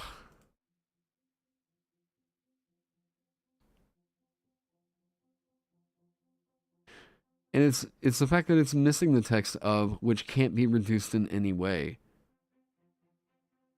Yeah, that's too much. Maybe at a later level you could say it could be reduced by like resistance or something like that, whatever, but like there's way this is encouraging you to cheese this. Um Especially because the spells like absorb elements. I guess the first creature wait. The second creature has to use its reaction, so absorb elements isn't gonna work. Um yeah. Anyways, so back on this. Alright, so Thorn Tank. Thorn Tanking is a playstyle that whenever you take damage, you want to dish that damage back to the other creature. Now, there's a way that we can already kind of do this in D&D. They gave us a spell called Armor of Agathis. What's the problem of reducing it? You can, if you reduce it down to 0 with like immunity or resistance, we don't have another damage transfer feature in the game that makes it to where like you can reduce the damage that you take by transferring it. Part of the exchange is you are putting damage that another creature intended to deal, or basically another creature invested its action economy into dealing damage to another creature. So if you are to take that damage away from them and potentially reduce it in a way, it's already one thing for you to take the damage away from them because you're putting their damage in a place that they most likely did not intend for it to go, onto a target that most likely is probably kind of okay with taking that damage. If they're allowed to reduce it, that's even worse. Like, you're making it to where the enemy is essentially not really getting to put damage where they want it to go, other than just at the party. There is quite a lot of there's quite a lot of weight to it that gets pretty nerfed down whenever you do something like which can't be reduced in any way. However, I do allow you to reduce it in here, but it's something that I felt like had to be the capstone. Even when I made a bodyguard, I made them take even when I made a bodyguard, I made them take half damage. This is just cheesy. That's just healing with extra steps. You're a cleric. It's all right. No, it's not all right. It's not. There is absolutely a point where the fact that it does a thing that no other class is getting. This is the same mechanic that so many other classes can potentially do, but it never states that the damage can be reduced. That is so strong that I think that is capstone worthy for like a subclass, not a 6th level feature. It's not all right. it's not. Now, going back over here. Now, stop distracting me. I'm getting on this Dreadlord, all right? So, the Dreadlord. So, you learn to read, speak, and write Infernal and Abyssal. Additionally, you can see in darkness, both magical and non-magical, out to a range of 30 feet, increasing to 60 feet whenever you reach 11th level, going up to Felguard of Carcery. Armor of Agathis is a spell that I have had some qualms with, because this is not the kind of spell I believe you should likely be able to cast above 5th level. The math of the game really starts to get funky whenever you're casting Armor of Agathis any higher. Now, are people going to say like, oh, well, like, how do I put this?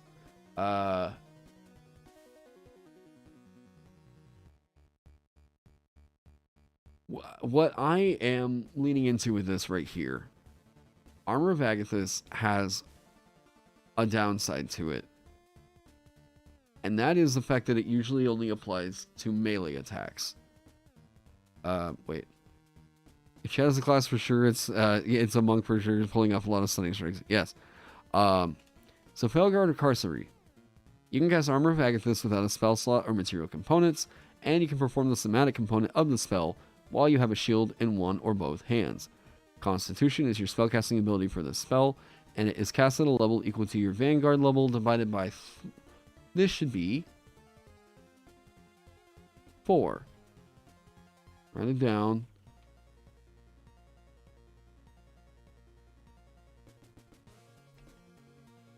Boom.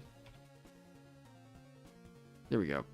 You can cast Armor of Agathis this way a number of times equal to your proficiency bonus, and you regain all expended uses when you finish a long rest. So... oh, wait.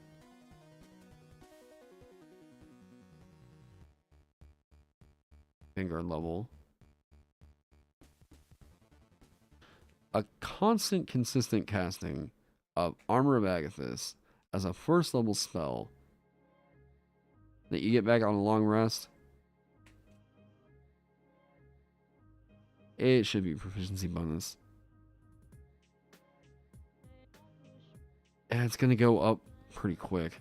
I'm just thinking about things as I'm going through here. Okay, so what you can see is that here with Armor of Agathis, it's doing a pretty scary thing. On a tank, there is no other way that a D12 class, other than through a series of feats, can get Armor of Agathis. The way that this spell mechanically functions is very scary on a frontliner. Like, terrifying on a frontliner.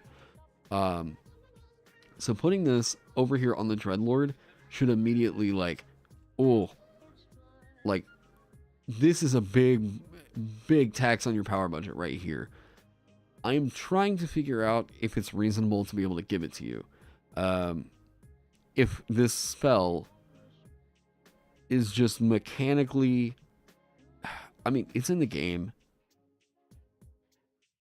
A bard could cast it, and they don't have to concentrate on it. Wait, who? Oh god.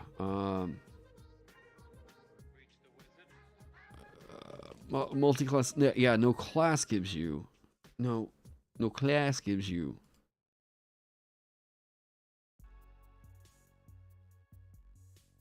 No class.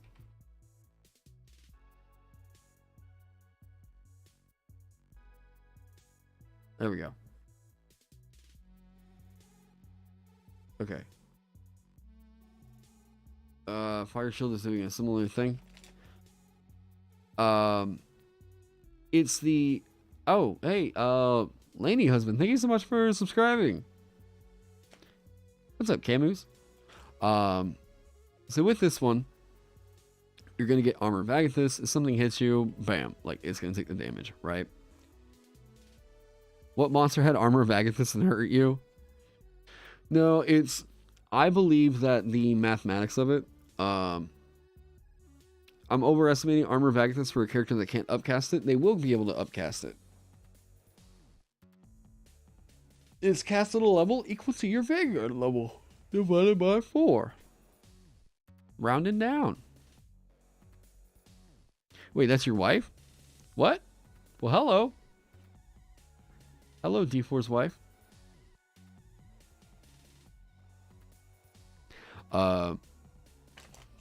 So that's me playing with cards. I swear I didn't just fart.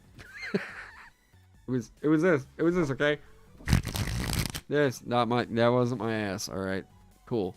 Now, she must have snuck a look over your shoulder.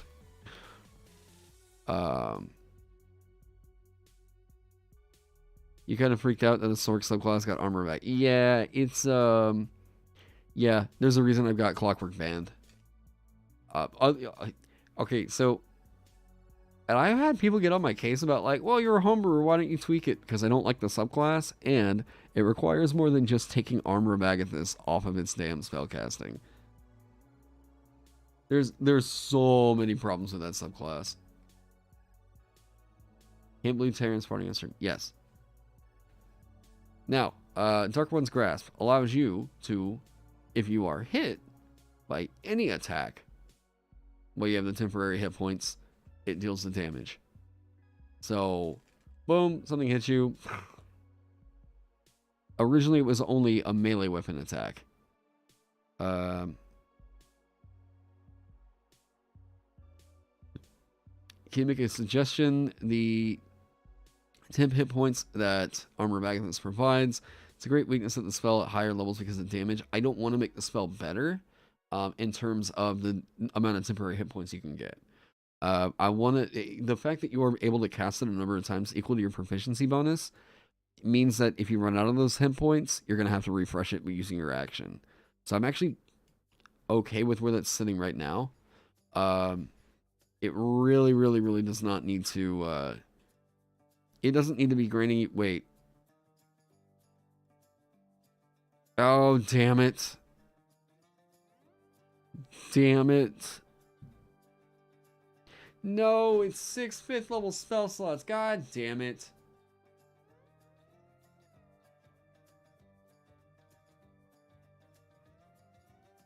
It can't be 1 + 3. Can it? At 17th level, this would mean that you had... Well, no, I guess they're not 5th level spell slots until you hit 20th level. But still, 6 4th level spell slots that you get to cast this spell? I guess it is only 1 spell, but... Yeah, it's not the same as a spell slot. But you can cast this 5th level spell 6 times at 20th level? Ugh. Thorns. Yeah, it's going to give 100% thorns. You know what? I need to think about that one for a second. Let me do this. Stream for 2 hours. And I'm not leaving. I'm not leaving, I promise. I'll be back. Let me kind of get my mind off of it for a second.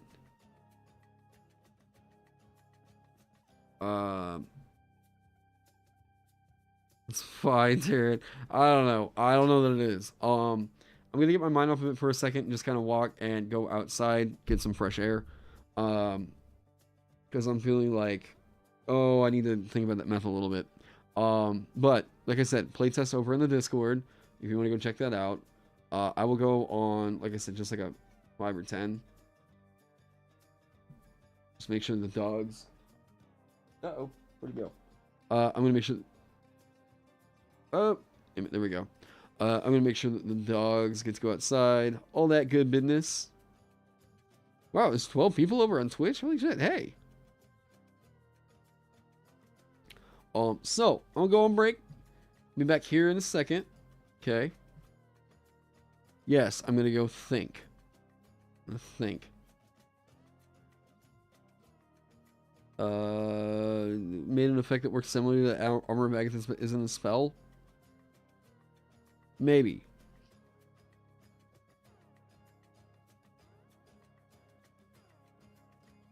Maybe.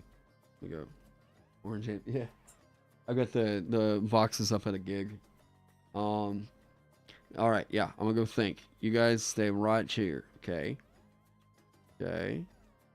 Yeah. YouTube is giving people several issues. If you're seeing an issue with the stream quality, try refreshing. If it doesn't work for you, hop on over to Twitch. See you guys in a second.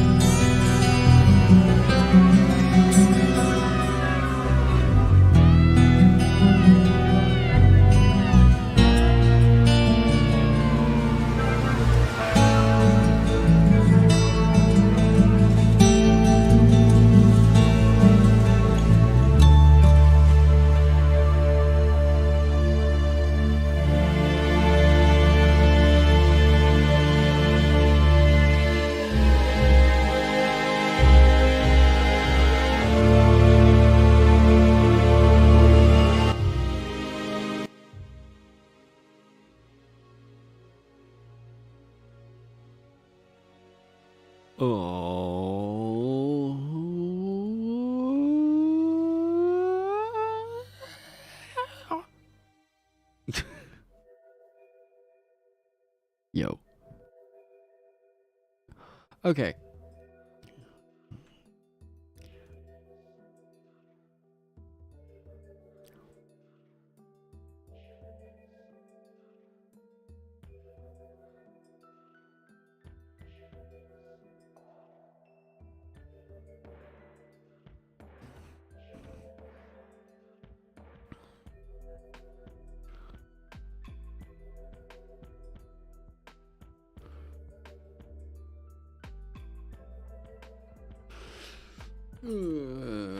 It's gonna scale at... Okay, so we get 4. It stays as a first level spell for a little too long.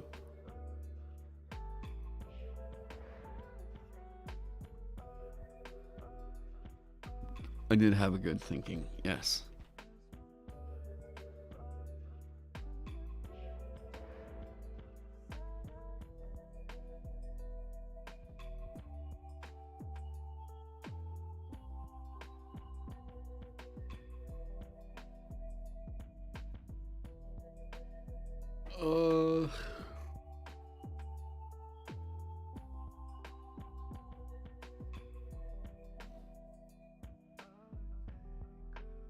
That is such an odd word, thrice.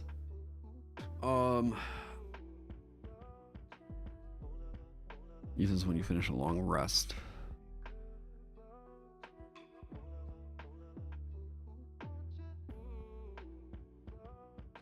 It's just not enough. It shouldn't be short or long. It is only one spell.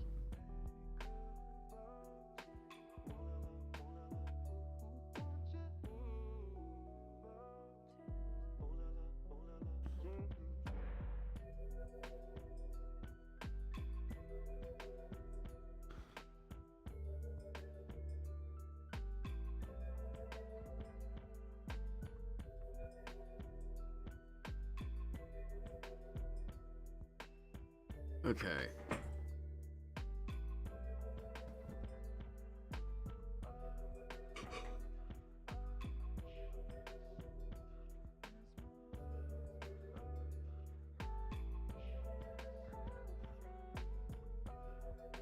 Is that okay?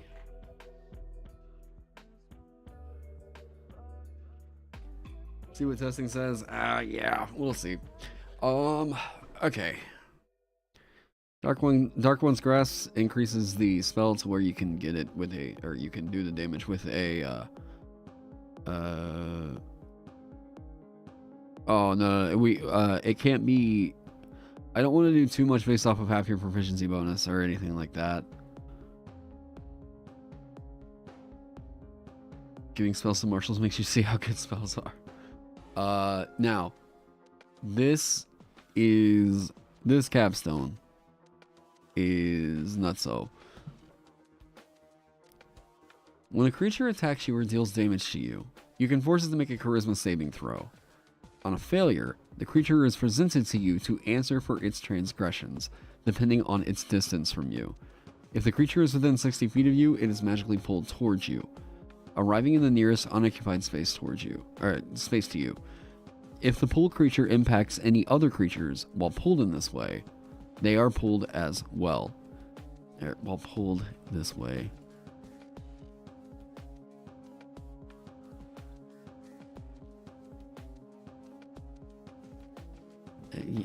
Yeah. If the creature impacts any other creatures when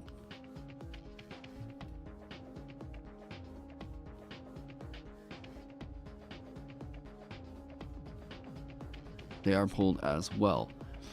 If the creature impacts an object, it takes bludgeoning damage equal to your Constitution modifier plus 1d10 for every 10 feet it was pulled and is stunned until the end of your next turn.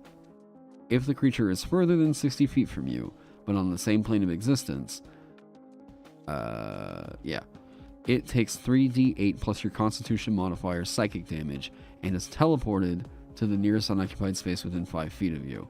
A creature on a different plane of existence takes this damage, but is not teleported. Now, if there's a cheese for this, I think it's just funny. Because Talisman can already do stuff like that to... Yeah. This is... I love so much about what this is. Like, I think that this is just... Is that just to allow for ethereal plane? As in, like, something goes on the ethereal plane and then... You like that it transcends planes? Ethereal plane... No, it's any plane. If it goes to, like, the city of Brass, then... Yeah, you can't teleport it. Does this feature pull poor bastards through walls? I was trying to figure out if that, like, if it needs to stop.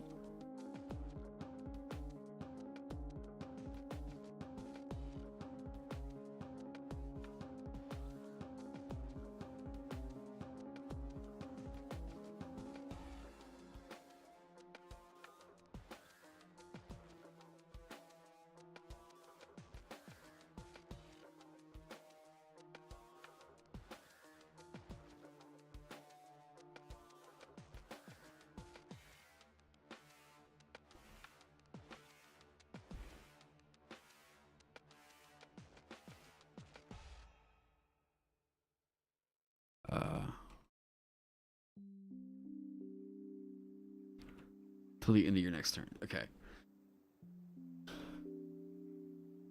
Turn some poor bloke into Thor's hammer. Yeah. Now.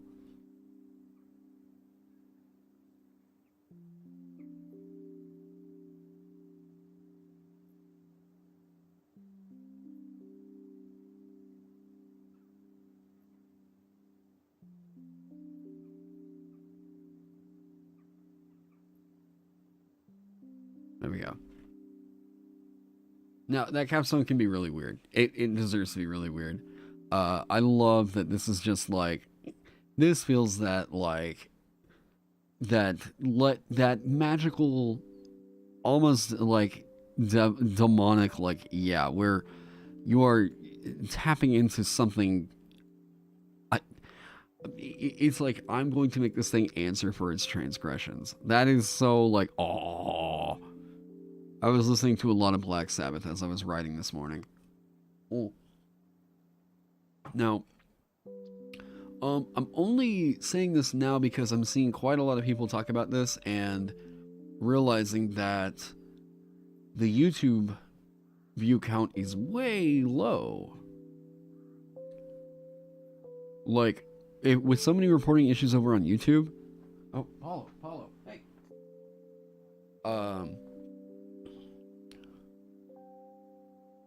Let me see what's up. Hang on. With this many people reporting issues happening over on YouTube, and now I'm hearing that, like, Twitch is kind of acting janky. Friday night, maybe? I'm not sure. So why would a creature ever attack you again? Because you don't give them another option. You want to keep trying to shut them down.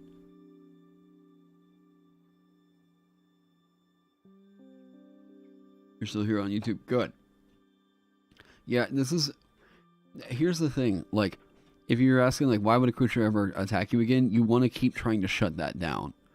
Your entire purpose as a tank, like, yeah, like, whenever you're playing a tank in, like, a MOBA or whatever, the entire point of it should be that you are, like, Twitch is doing well. Okay, good. Whenever you're playing a tank, the entire purpose should be, like, if you're on the enemy team, of course the mentality is, stop hitting the tank, hit the hunter, or hit the whatever. But it's the tank's job to be trying to be active about, I'm going to be peeling.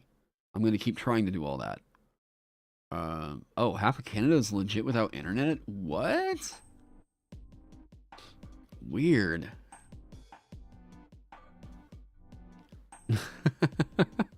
Well, thanks for double the views. um, that's bizarre.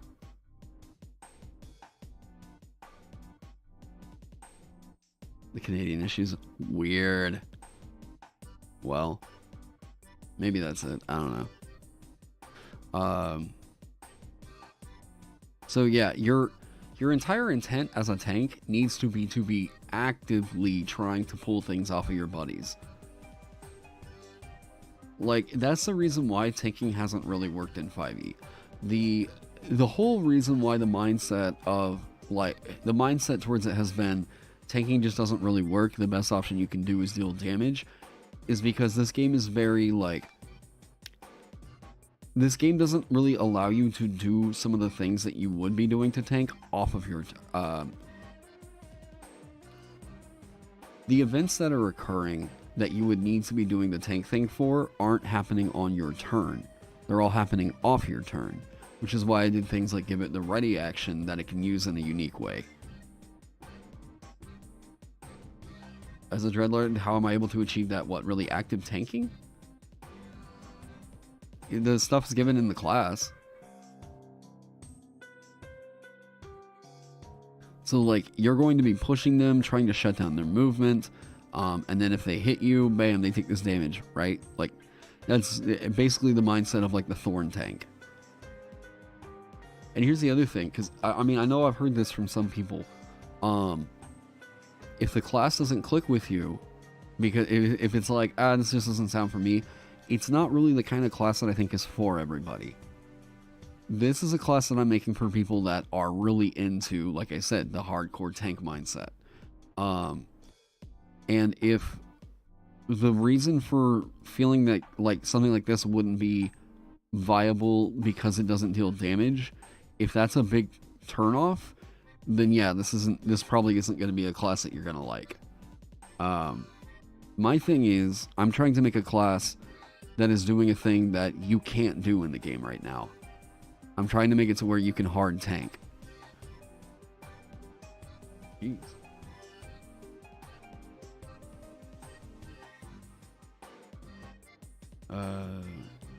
On 2 devices in Twitch. Well, I appreciate you.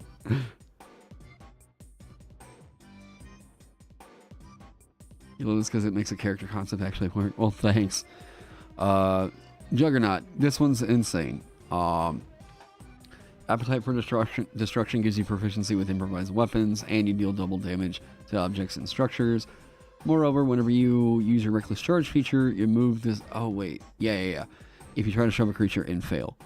So, with appetite for destruction, this is going to reinforce that this is going to be one of the reckless charge juggernauts. Like, boom, right in here. You're okay. You love the tank, but you don't understand how I am forcing enemies to hit me instead of my allies as a Dreadlord. Ya-da-da. You knock them out of position, you shut down their speed, and they aren't really given too much of an option. And some of the other things you can do are, you go tower shields, boom. You're providing half cover if, if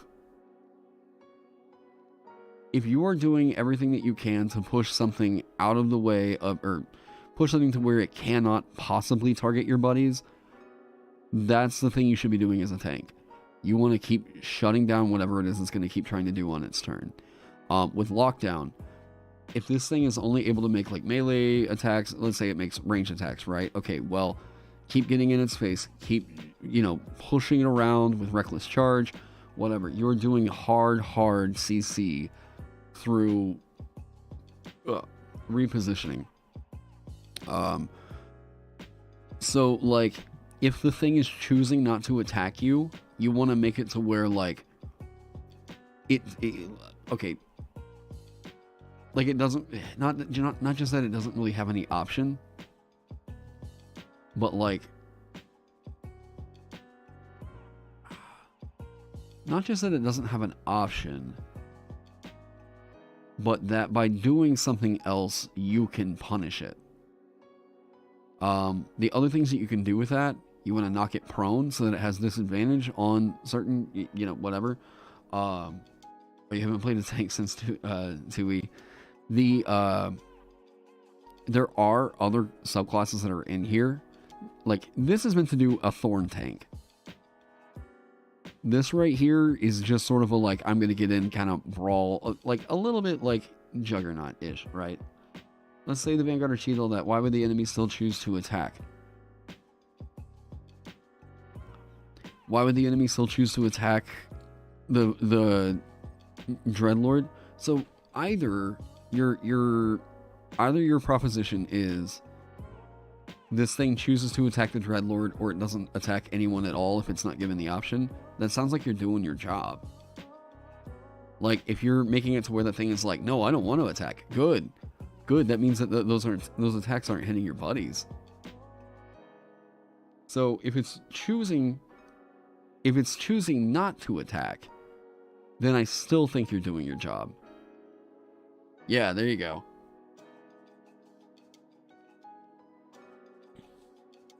It's tank mindset. It's like, so there is a, I'm gonna kind of reference back over towards, Smite again. Yeah.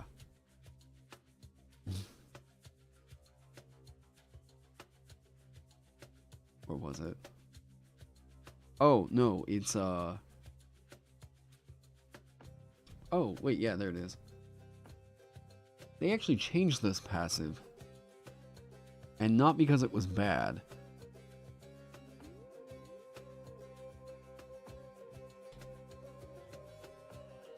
Because they liked the passive so much they applied it to a this like relic, which is like a active item that you can press. Or that you can get. Yeah, old Nemean Lion. Okay.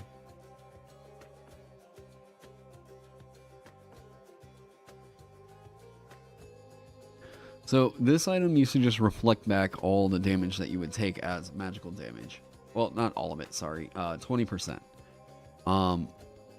This is The Painful Way by Darren Korb. How it is the 8th of July. Why are there people shooting off fireworks right now? Are we serious? What about ranged enemies?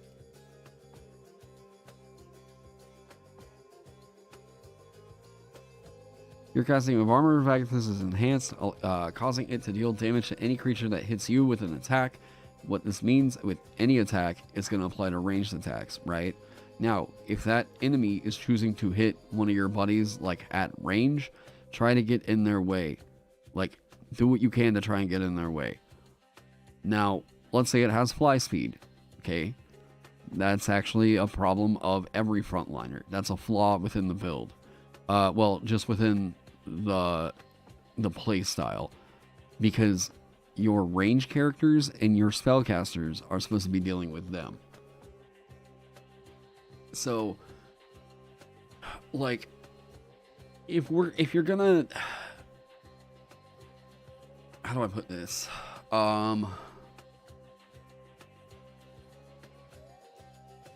Like, if you're going with the mindset of I'm not going to pick a character option I want to play because the DM is just going to choose not to attack my character.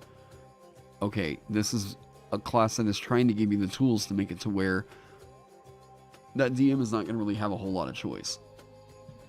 Right? At least for like this one monster you're locking down. Sure. Did I tell you the name of that song? The Painful Way by Darren Korb? Just making sure.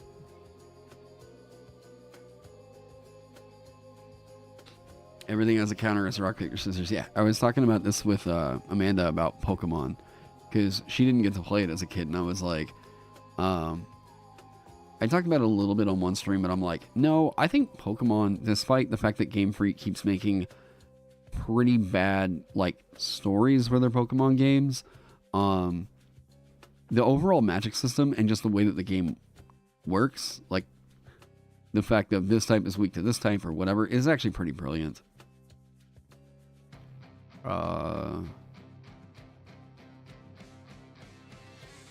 black powder shield that works like sticks of dynamite, bludgeoning them and knocking them prone.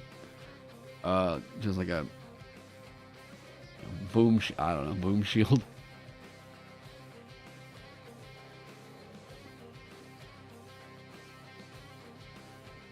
And landing the ball in the hoop and the arrow is landing in your chest. I'm not sure really what's going on. I think they're freaking out because of fireworks right now. Reactive armor. So with the Juggernaut, this is the class that's going to be able to... Oh yeah, we'll see you later, Gavin.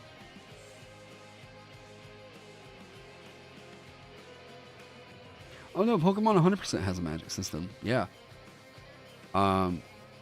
It is actually probably one of the better magic systems in terms of ease of understanding it. Ease of understanding it, implementation into the game or like the world, whatever. Yeah, like Pokemon's got one of the best magic systems that's ever been developed for a fantasy world.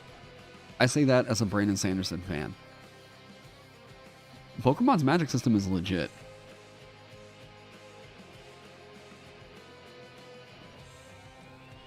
Do I feel okay that a 3-level dip in the Cavalier Fighter or Ancestral Guardian or Ancestral Barbarian makes the Dreadlord better at tanking than getting hit? Because of the, like, attack rolls against creatures other than you have disadvantage? Yeah, because if I keep writing that, that's going to be a really boring design space. Like, I don't think it makes it better at all, actually. You're getting a lot of redundant features by doing that. I mean, it's arguable that with Cavalier Fighter, like, sure, because you're getting Action Surge and all that's fine, you know. But no, you would be objectively worse by going with Ancestral Guardian because while you're raging, you have to wear heavy armor as a Vanguard. So that doesn't work. Now, over here in the fighter, Cavalier. Unwavering Mark, there we go. When you hit a creature with a melee weapon attack, you can mark the creature until the end of your next turn. This effect ends early if you're incapacitated or you die, or if someone else marks the creature. While it is within 5 feet of you, a creature marked by you has disadvantage on attack rolls, on any attack roll that doesn't target you. While it is within 5 feet of you. This doesn't solve the range issue. Like, range creatures are, range creatures, this doesn't make it a better tank or solve the issue that you're bringing up.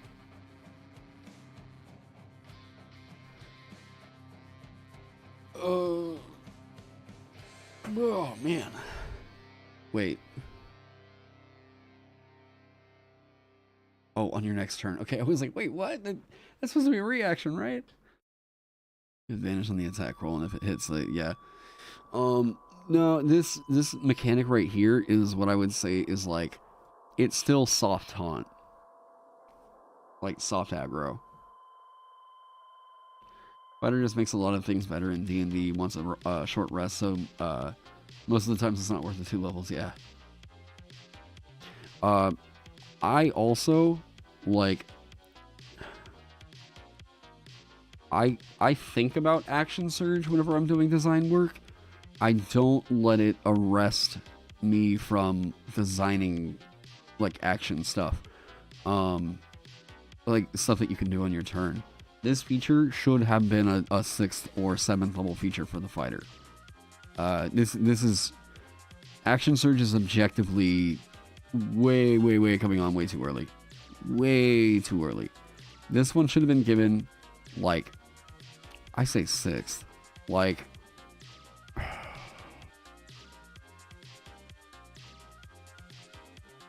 If someone would have told me... No, 11th is too late. Yeah, this needed... Part of you wishes that Action Surge was a feat? Oh god, it would be objectively the best feat in the game. It doesn't need to be a feat. Action Surge, if anything, it's like, it's cool for fighter. This is not... This is a mechanic that is not cool in a game that allows multi-classing. Because people are taking this for the mechanic, not, like, the story of what's told. It's just fighters got a lump of real big mechanics that people just want to let go and pop in on. Yeah, but with like prerequisite like level 10. So then at that point, it would just basically mean that every character above 10th level should have Action Surge, because it's just going to be the default thing that everybody picks up. Just replace Indomitable with Action Surge usage. Yeah, it would be a must pick for everyone. You know.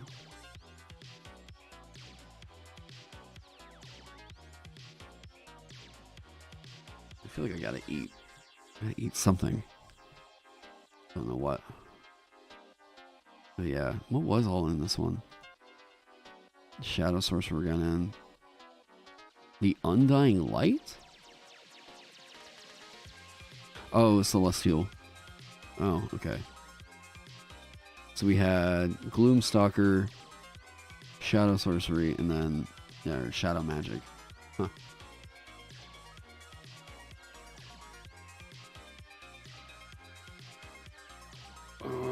You can't make a feat mandatory there, or should be about. Yeah, that's the thing right there. If it's just objectively better to take that than anything else, then like no, it shouldn't be in the game. This is a part of the reason with. This is part of the issue with Lucky. Lucky is just if you have players that you know will come to the table and ask, hey, do you allow Lucky? You know the feat's a problem.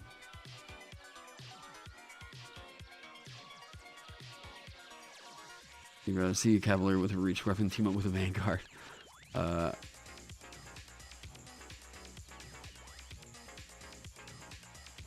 Maybe it would help if I told you what I believe are my assumptions for enemy AI. Like, there's a principle that like I do think is pretty worth it to adopt. It's why I keep them on from the monsters know what they're doing, and it's that if a creature has advantage on an attack roll, it's most likely going to, or on an action, it is most likely going to be taking that action, right? If it has disadvantage on some kind of an action, it won't be taking that action. And I know that it seems to be that the perception of this is if something doesn't have that, if something doesn't have disadvantage on attack rolls against creatures other than you, it can't possibly be a tank. I don't think that's the case. As far as the assumptions for enemy AI go, I'm not even thinking about that. I'm thinking about I'm thinking more so about the action economy that you're shutting down. You're shutting down a thing's speed. If the thing can't move around you, through you, whatever, if the thing can't see one of your buddies, like, to attack it, or your buddy is not within range of that attack, you have shut it down. You know, like, the way that spells and everything else work in the game, there's other counters to those. I'm not going to give this the answer. This class, let me say this. This class being the answer to every problem would be a bad design. This class has to have weaknesses. Now, insofar as the Dreadnought goes, or Dreadlord, the Dreadlord is getting a feature that allows it to spike tank, or thorn tank, right?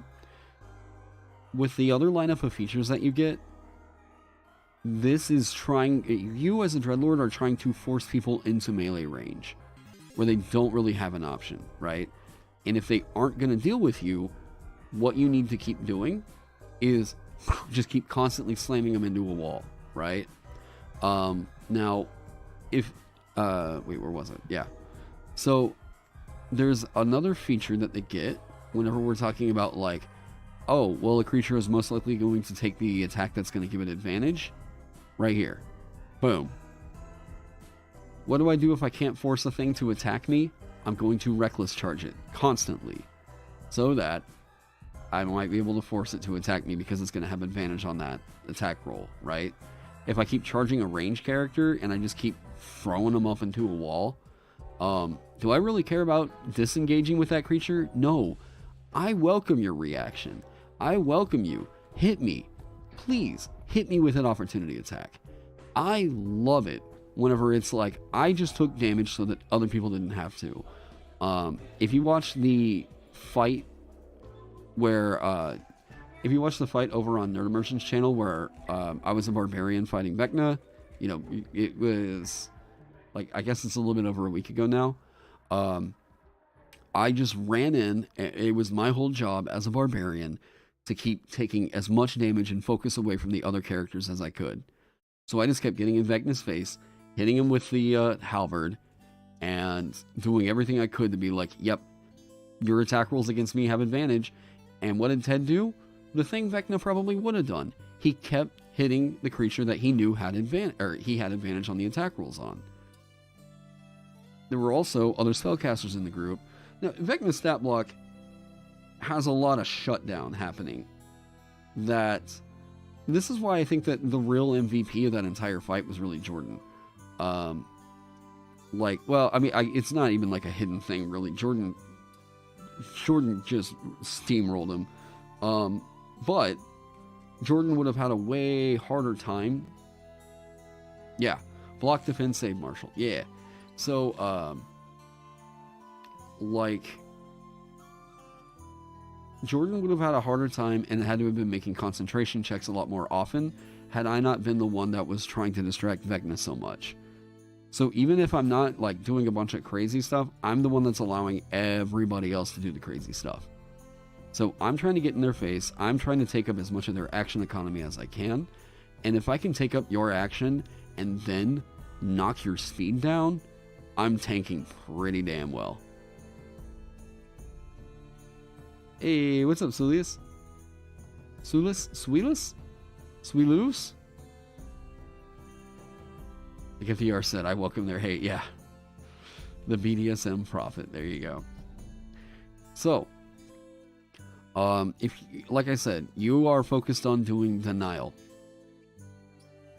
Now, with the, if you believe that all an enemy needs to want to attack his advantage, I can see why you would think that. I have played at tables where that's not necessarily true.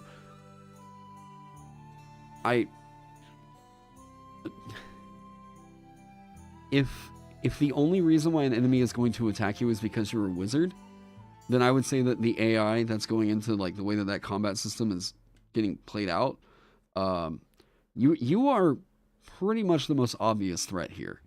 You are doing everything you can to make sure that you are the big obvious threat. So, like, I don't really know, I don't really know what, once you finish your tanking assumptions, you will present my 2 versions when I finish? Okay. Why did you have it so the Vanguard resists flat damage equal to their level? What point in the game is it the strongest? Well, I think it's the strongest most definitely whenever you get their capstone, but yeah. Suilus? Suilus? Suilus? Suilus. Alright, I'll try to remember it. If I said it right, yeah. Oh, why does this guy get good wisdom to prevent the hypnosis weakness of the barb? What? Why does this guy get good wisdom to prevent the Oh, does this guy get good wisdom to prevent the hypnosis weakness for the barb? I don't believe so.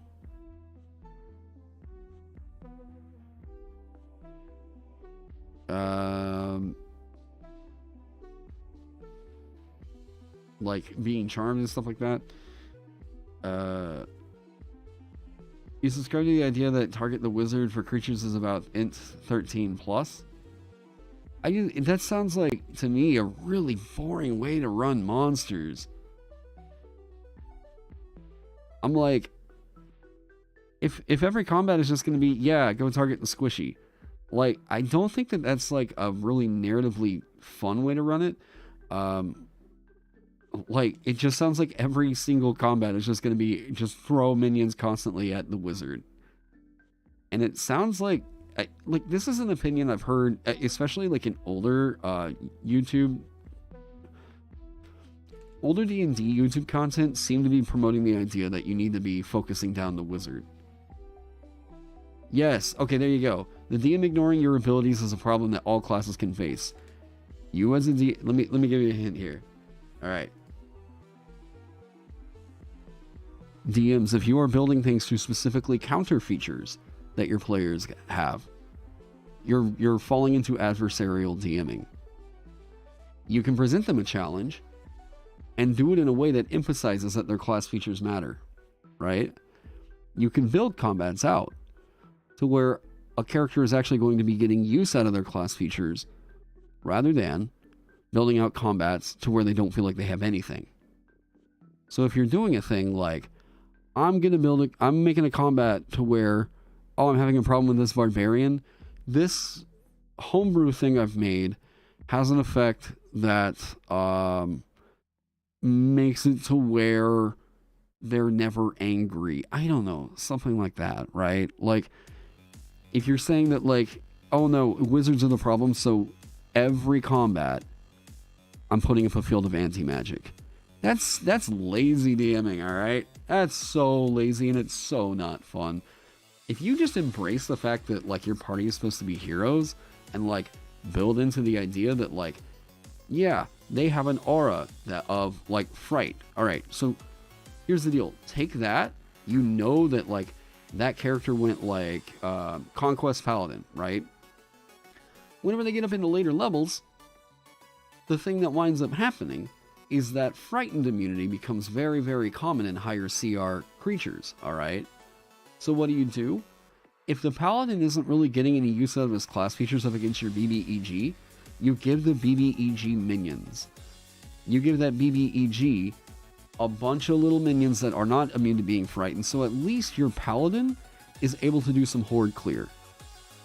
They're able to get use out of a feature rather than just thinking like, oh, I've got this thing that is sitting on my character sheet taking up space. Rather than like... so if it's the idea that your character's class isn't going to really matter because the DM is just going to target the wizard anyways, you've built up a mindset in which your DM is your enemy. And that's not a good way to jump off from. The healthiest way to approach this game is... Let me say this. The healthiest way to approach, at least in my opinion, alright, is you're going to make the character that you want, have fun with the character that you want to make, right? You have the concept, you have the vision, whatever. Build into it with your party members. Everyone at the table, see what you can do to contribute something to the overall loadout that they've got, right? And then the DM should be thinking about encounters that will be challenging in a way that isn't just they can't use their features that they built in with their characters. You're not talking about homebrew, you're talking about who the enemies choose to attack. As a DM, I choose to always attack the Barbarian because I am nice. How is the Vanguard better? Wait, if as a DM I choose to always attack the Vanguard because I am nice, how is the Vanguard better? I don't, like...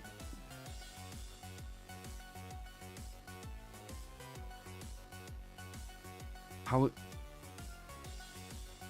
What? If as a DM I choose to always attack the Barbarian because I'm nice, how is the Vanguard better? I don't understand the question. Like I'm trying to think of... Yeah. Humanoids. Imagine you have some ogres and a hobgoblin. The hob is smart enough to target the wizard.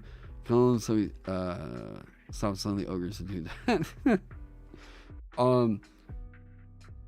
If you're thinking about like...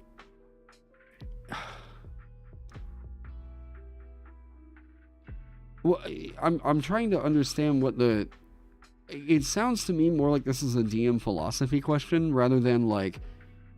If your mind, like I said, if your mindset around it is, I am the DM, and I have to be running monsters in a way to where it counters the way that the party, that like, I'm running monsters specifically to counter the party, and I'm only running combats to counter the party or whatever, then like, yeah.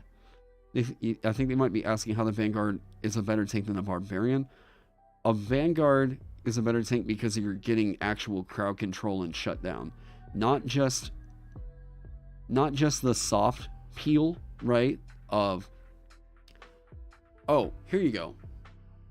Barbarian cannot do crowd control. The forms of crowd control that they have are shoving and grappling. And that is pretty weak. Now, with the Vanguard, you get to actually shut their speed down. Wait, for DMs who target the Barbarian, why would anyone need the Vanguard?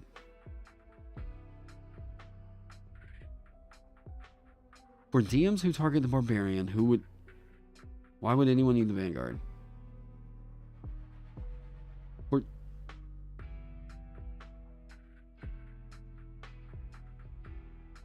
For DMs who target the Barbarian, why would anyone need the Vanguard?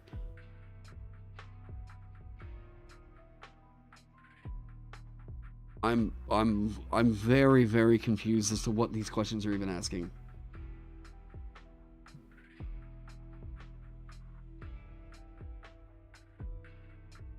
Balance really depends on how a lot of DMs run their games. Now that I think about it, why do Rangers do so bad? Because DMs really run survival. Have you attacked the same creature type often? Sure. Yeah. Oh yeah. Oh yeah. Actually, yeah. I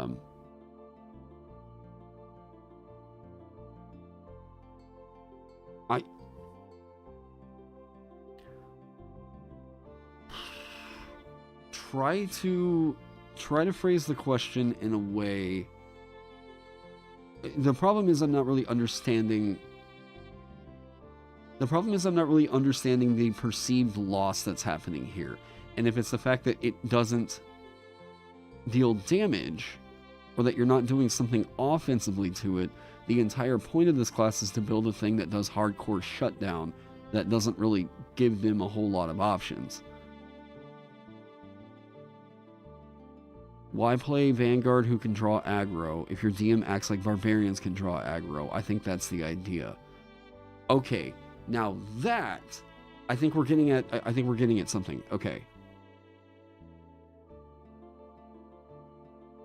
You think he means the Barb absorbs damage very well, so if they target them, what is the Vanguard helping with?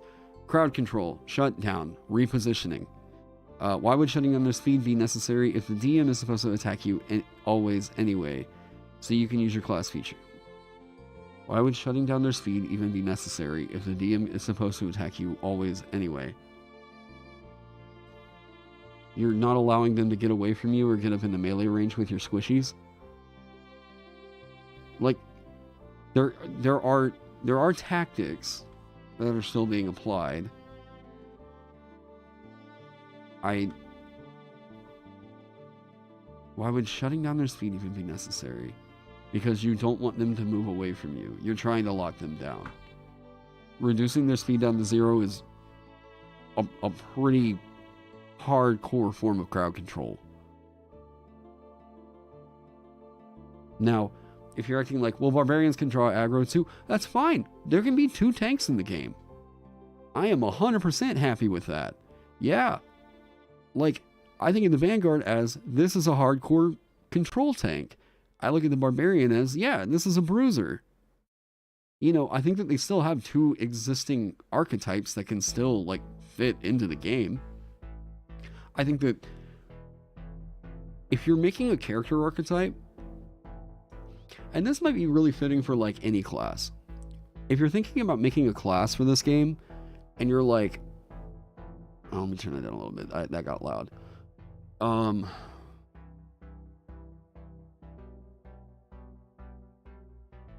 CC is preventative medicine. Yeah. Yeah, well, it's not like the DM is supposed to attack you, but the DM is supposed to allow you to use your features effectively. Yeah. This is part of the reason why I think a lot of people say, okay, a lot of people say the DM should know your character sheet, but they don't they don't build off that.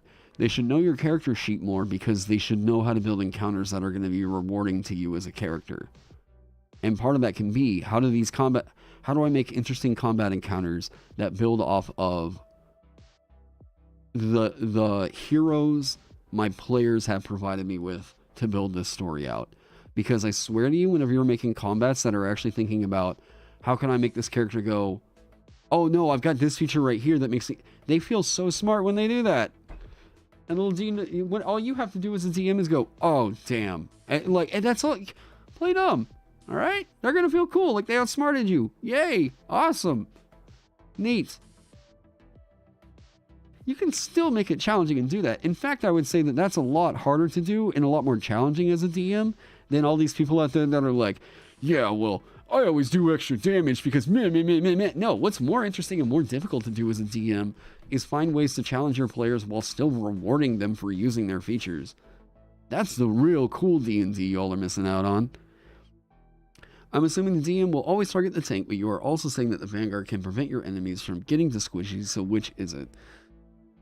You're assuming the DM will always target the tank, but you are also saying, I'm not assuming that the DM will always target the tank.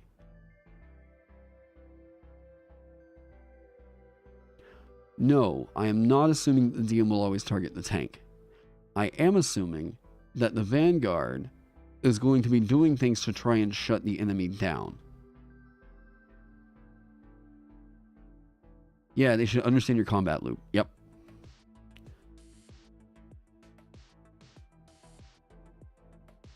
The Vanguard can prevent your enemies from getting to the switchy, so which is it?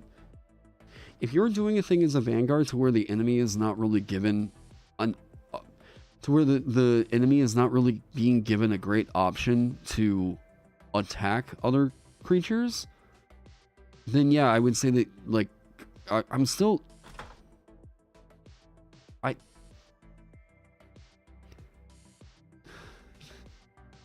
This is drawing aggro in a way. I mean, it's not disadvantage on every other creature, but this is still drawing aggro. Like, right? I'm not crazy here, right? Yes, there you go. The Vanguard forces the issue. Yes, there we go. What other tanks have is a lot looser, less directly controlling. In return, they get to use axes and stuff. There you go. My thought whenever I was designing this thing is, how can I give a marshal high control, and high repositioning, and give it the most absurd armor I can possibly think of? I think the answer would be to strip away damage. I think that's a really cool space. I think that's a really cool idea. So, like I said, that's what I'm designing it for. Now, you are, with the Dreadnought, able to punish creatures if they hit you. In which case, the best I can give you is one of the features that people say, well, one part of the feature, one mechanic that people say is what makes Barbarian tank pretty good. Like, yeah. So, if you're going to,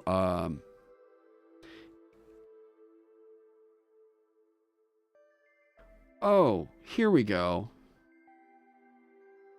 No other archetype has all the high control that the Vanguard does, while also forcing at least this.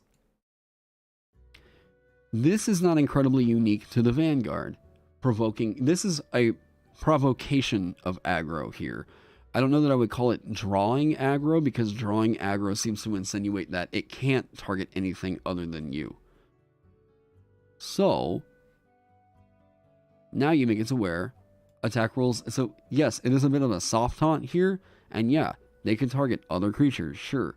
But if you're going with an AI that says if they have advantage on an attack roll, that's what they're most likely going to do, at least we might assume that, like, this is what we can give you. If you give this the Armored Monk analysis, what can a Vanguard do if he refuses the shields? Well, they miss out on Shield Bearer, I guess they get to use the ready action in a way that allows them to move up to their speed and shove a creature on the same during the same reaction. If they don't have a means of like benefiting a little bit more from the shove thing right there, then what you're going to get out of this as a barbarian, like you come over here for one level, and what can you get? You can get cool dual shields, all right, which if I'm wielding 2 shields, you know what I'm missing out on? The extra damage I would get out of rage. So you're having to make a decision there. I didn't happen to talk about the shield questions from chat, did I? Had to bail and just got back. I'm not sure what shield question, with this being the shield class, I'm not sure what shield question you're talking about specifically. Was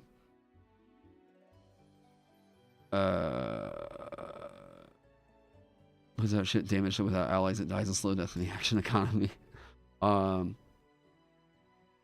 Why did I decide not to add the soft taunt feature, or similar to the Thunder Gauntlets and Unwavering Mark feature, disadvantage on other creatures? You mean on... Because on Reckless Charge? Or what? I'm not incredibly sure. I did a new subscription. Thank you, Ryan LaRoche, for the subscription.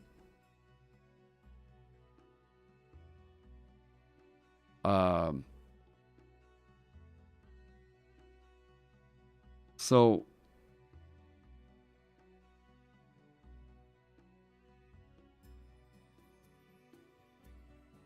oh, it's over in my Discord. You can pull up the playtest document right now.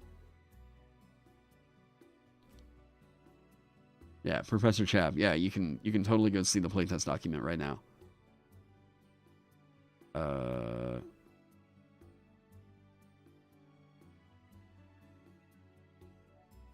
I played in games with the Ancestral Guardian Barbarian, where even with disadvantage, the DM would attack the squishy.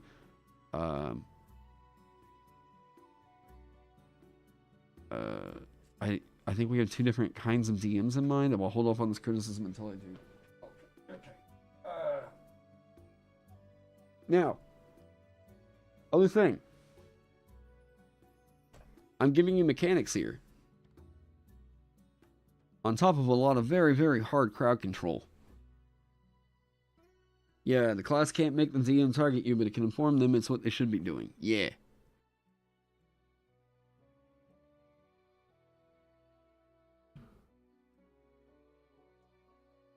Now, all that wrapped up into saying, because, yeah, I think this is very good to get out there. You, as a DM, the best way that you can run combat, or the best way that you can design combat encounters, is not from the standpoint of, I need to be making my combats more interesting by putting monsters in the game, or whatever, that are going to make it to where the players don't have class features, or to where their class features are irrelevant. This is a big issue with the Vecna stat block. The Vecna stat block is intrinsically anti-fun, because everything that it does is just telling the players, no, you can't use the thing you built that character to do. You can do this in multiple ways, alright? So, like I said earlier, whenever your characters are making their character sheets, you should have a copy of it, right? Like, or you should at least know what's coming up on their character sheet. What do they have? What are the big defining things that they thought, this is fun, I want more of that? Cool. And you know what you can do about this? Ask your players, hey, what do you think is fun about playing a druid? Oh, I really love the idea of wild shape. Alright, cool. So what can you do later on? Oh, I don't know, like come up with a magic item that, like, once per day, this thing allows you to use wild shape an additional time. It's something like that, right? Yeah, option denial is the least fun tactic in the game. Yep. It's why a lot of people have complained about counterspell, because counterspell is not a spell that ever really seems to feel good, right? Like, counterspell is, I think, a necessary part of kit for the game. I get it, I get why it's there, but it at times can just feel like it's a, no, this thing doesn't get to do the thing, right? This is the problem with God damn it, I keep talking about this spell, I swear. Silvery Barbs. Silvery Barbs is basically a no, you don't get to do this thing. That kind of shutdown can be interesting if there's some sort of interplay to it. But Silvery Barbs really doesn't have a whole lot of interplay, and the narrative just doesn't really justify anything about why the spell is there. It doesn't tell a story, and that's probably the biggest sin of Silvery Barbs. But yeah, 5e makes it easier than ever to pay attention to what your PCs are capable of. I think a golden moment for Vanguard would be the group getting jumped and the Vanguard making the path for the squishy and locking down the most dangerous creature. Consider moments like that. Yes, there we go. That's why Sentinel can feel boring at times. Option denial is at least one tactic in the game. Here's the thing with, if you're shutting down one part of their kit, I think that's making them just kind of like re-strategize a bit. Like, whenever you're shutting down its speed, I think it's like you're doing a readjustment there, rather than something like Silvery Barb saying, I spent this resource to do a thing, and now I can't do the thing, and I lost the, oh my god. I need a Silvery Barbs jar on my desk. Put a token in it each time you talk about it on stream, then show the tally at the end of 12 months. Fuck you, we're doing that. Hang on. Salem Sugar Milk. Wait, do I have a jar? Is there a jar here?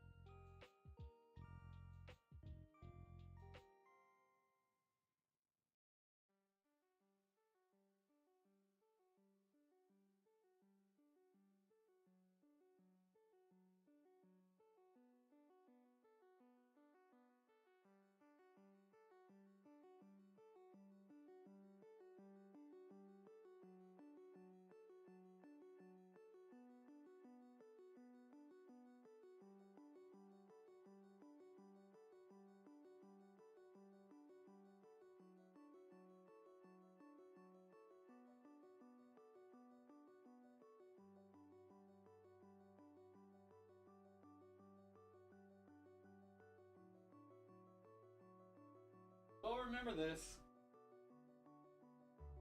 I'll remember to get a Silvery Barbs jar. I thought I did.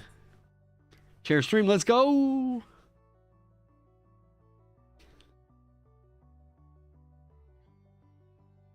But that whole, based on the DM's decision, can be for any class, not just Vanguard. DM makes all enemies immune to magical damage. Spellcasters aren't good then. DM doesn't allow scavenging. Alchemists can't make any alchemical items. DM's not target the one that wants to target. Vanguard isn't good, etc. You can't design with the aspect of every DM in mind. Yeah, I think this can be a reason why. This can be a reason.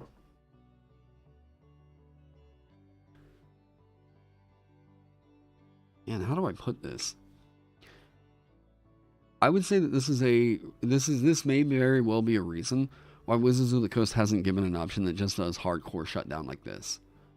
Because I think Wizards of the Coast thinks that if it doesn't deal damage, there's no reason to attack the thing.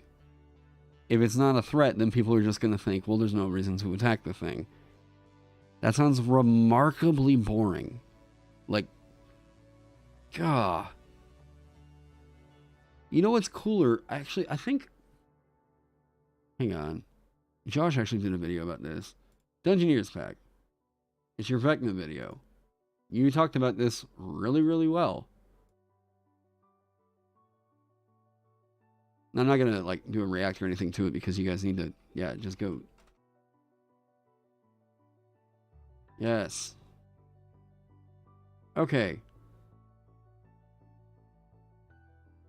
Josh, well, you got a big spoiler warning tag up front. Hang on, I'm trying to get to. Yes. Oh my god.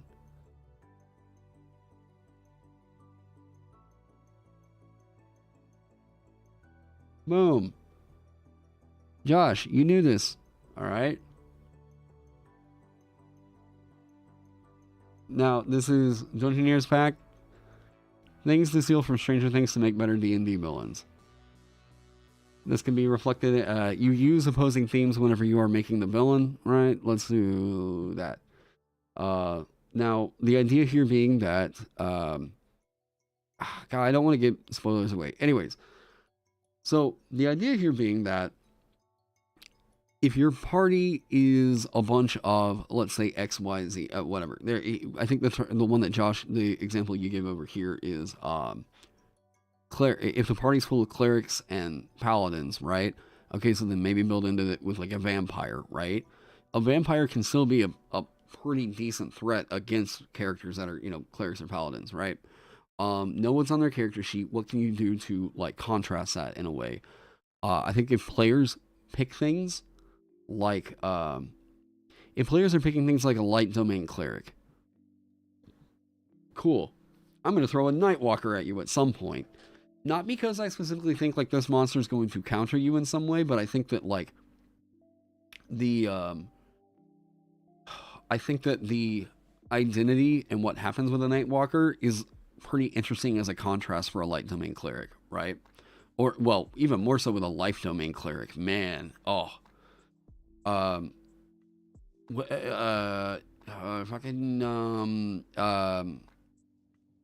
god, Barbarian. All right. What is it? Ancestral Guardian? Let's not... I've talked too much about Ancestral Guardian. Let me use a different example here. Wild Magic Barbarian. Sure, why not? Wild Magic Barbarian. You know what's almost kind of funny? Like, a character or a creature that I don't even think is like a hardcore counter, because I honestly have never run them before, but like kind of a funny contrast to them. Modrons. Now, we have a campaign where, like, your Wild Magic Barbarian causing chaos, I don't know, the Modrons are like, oh, you are quite literally the living embodiment of chaos. I don't know, it's something like that, right? Like, Modrons. Yes, please, look it up. Is there something special that they get? That, or a merit. Oh, man. Marut, or whatever. Oh... And they have magic resistance against the Wild Magic Barbarian. Ooh. Recommended videos are nearly identical. Okay, so we got more. Let's say there was a concentration spell that read, while a creature is affected by the spell, they can attack other creatures. You die or get disadvantage. Or you die or you get...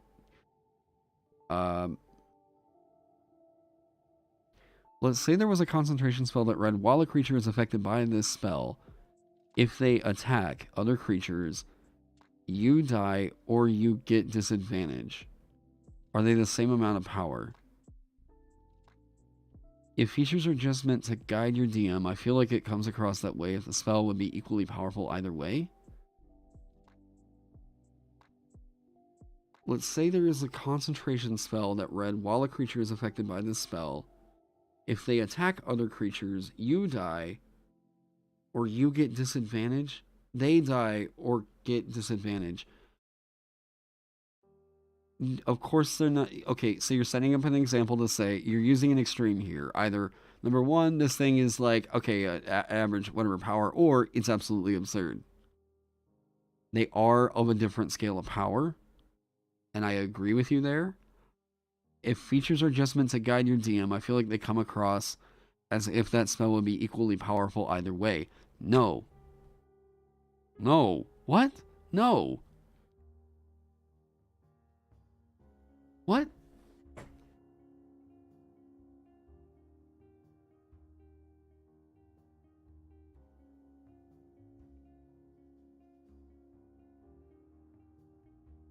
Yes, okay, there you go. If your player has a ranger with favorite enemy ooze, you're a bad DM if you decide never to use oozes. Yes, there you go. Yeah, the idea that like you should be building wow. If you're building a character because you think like I need to build this character in a way that's gonna like I need to be building a character to specifically counter the DM's plans. That's not a good way to start building the character. Like, don't stop thinking that this game is so adversarial. Hey, Colin, how's it going? Like, this seriously bothers me about the approach that a lot of people have to looking at the game. Like, constantly, it should be reinforced. The DM is not your enemy. If you get into a game where a DM says, it's my job to kill the players, that's a bad DM. I don't care who you are if you want to say, like, what? No, you're a bad DM if you go into it and you say, it's my job to kill you. That is a real stupid way to run this game. Like, real stupid. Now, what's interesting is to try and figure out ways to make the game challenging while still making the players feel like, oh yeah, we're heroes in the game. Because I don't give... If you're some DM that keeps some, like, sadistic graveyard binder of, like... If you keep... I've heard about this. There was a DM at a con that thought it was, like, really cool. After... I was on a panel, and after this panel, the DM came up to me and was, like, bragging about this fucking binder, of some 3-ring binder that they kept, that was, like, a graveyard of character sheets of characters they killed. And I was like, you realize as a DM you have all the power at the table, essentially. And you give the players as much power as you're willing to give them. So it's not like you're some great DM if you have a binder full of dead characters. If anything, that looks like a binder full of bad memories you inflicted on people. The fact that you treasure that binder is a problem. And I cannot imagine that you are having people continuously returning to your parties, returning to your games.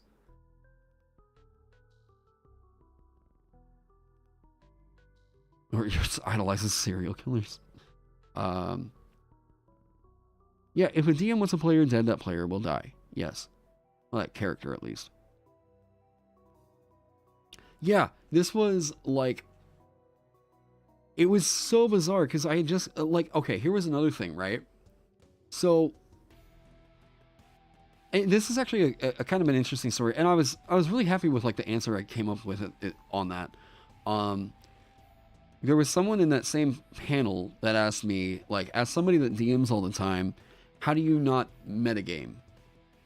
How do you not, like, have an encounter planned that, like, or how is it that you sit as a DM at a table, and not metagame the fact that, like, you know this monster's stat block or something like that, right? I was like, okay, I can promise you, number one, you don't have perfect knowledge of that monster. I could not tell you right now. I mean, I know essentially what a goblin gets. I could not tell you everything that's on a goblin stat block. I don't know. Do they get dark vision? I'm assuming they do. I know that they get, like, the nimble escape thing where they can hide or disengage as a bonus action. But, like, the encounter itself is going to tell me a lot more than just what knowing the goblin stat block is going to do, right? Or I can lean into the fact that I have a pretty good knowledge of what's happening in the monster stat block. And I can roll up a character that's a monster hunter. And lean into that idea of, I have, like, some pretty decent knowledge as to what these things are going to do. Cool. Rather than think of it as, oh, this is the thing that's going to prevent me from, like, enjoying the game. Now you lean into the idea of, oh, this is a fundamental part of my character. I do know a little bit more about these monsters or whatever, right? Like, oh god, yeah, if the DM wants the players dead, I think we have a bigger problem. Yeah.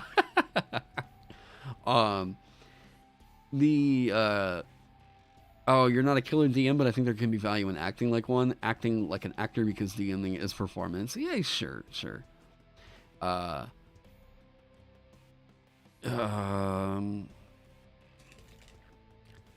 You were saying the Vanguard is underpowered and should get more features to make sure that you are attacked. How is that different from saying Silvery Barbs is OP if the DM can just fix it?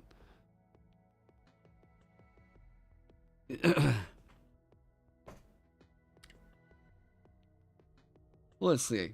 Number one. Oh boy. How is it different from saying Silvery Barbs is overpowered if the DM can just fix it? You are currently saying the Vanguard is underpowered and should get more features to make sure that you are attacked. Well, I don't know if you've seen the entire document, but there's other features it gets. But also, I'm currently designing the class, so it's not done, and we think about the way that this should operate a little bit differently.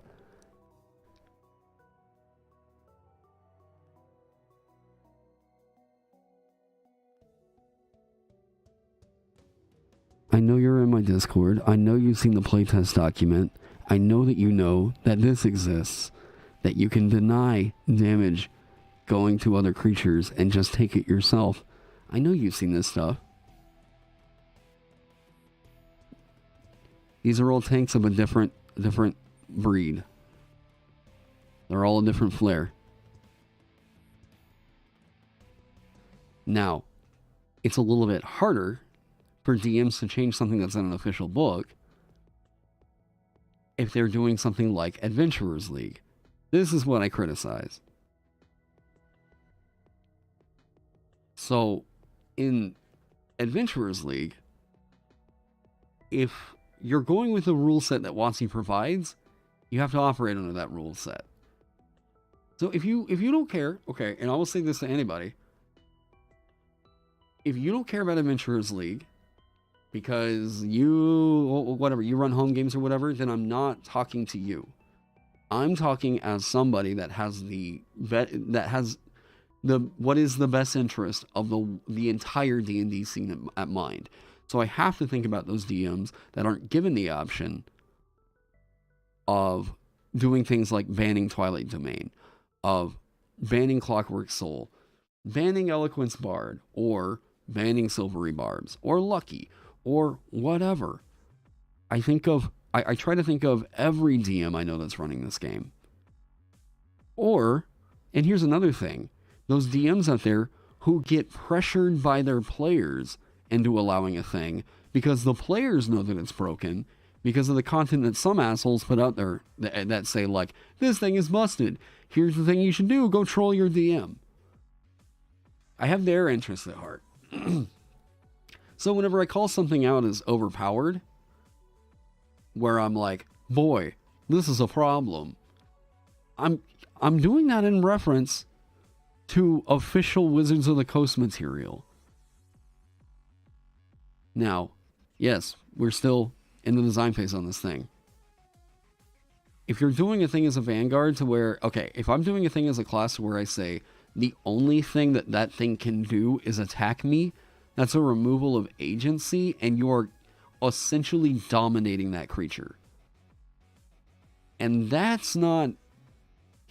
That doesn't make sense as a martialist. It's not the kind of thing that I would want to put on a martialist. There should always be an errant risk. There should always be agency involved. The DM should have the option. Yeah, I don't want to attack the tank. I can attack something else. He can try, but your job as a Vanguard is to also try to shut that down and not give him another option other than to attack you. Them another option, I should say. And also, not everything that's claimed to be overpowered might be for your group because every group is different. Somewhat. Twilight Domain's busted. Like, Twilight Domain's busted, guys.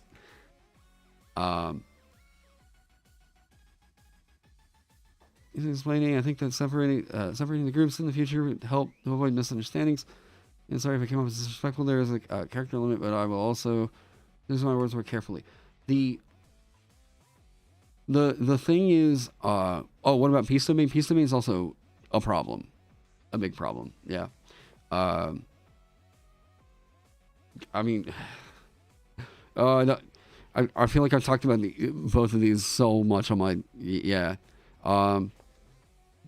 Peace Domain is just as bad. This feature right here, emboldening, no wait, Balm of Peace. Okay. Hold up. I'll burn through this real quick, alright? Emboldening Bond. This stacks with Bless. This stacks with Guidance. This is insane. This shouldn't stack with all that other bullshit. Jesus. This is essentially what I would consider to be... I know that they wanted to make it like Guidance. I know what they were trying to do with this. But this is functioning just way too well. You choose a number of willing creatures within 30 feet of you. This can include yourself, equal to your proficiency bonus. You create a magical bond among them for 10 minutes, or until you use this feature again. While any bonded creature is within 30 feet of another, the creature can roll a d4 and add the number rolled to an attack roll, an ability check, or a saving throw it makes. Each creature can add the d4 no more than once per turn. You can use this feature a number of times equal to your proficiency bonus, and you regain all expended uses when you finish a long rest. You don't know why it isn't once per long rest? Let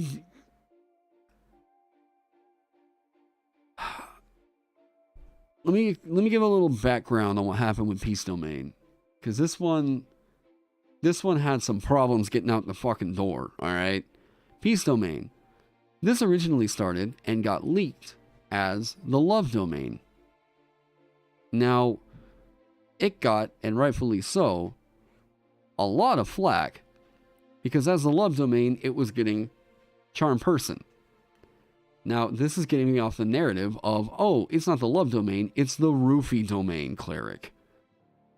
So, WotC knew this and they were trying to work on it internally, but somebody leaked the Unearthed Arcana, or somebody leaked an internal design document that it was pretty clear wasn't supposed to be posted up for, like, it was pretty clear it wasn't something that was supposed to be posted up for public consumption at the time, right?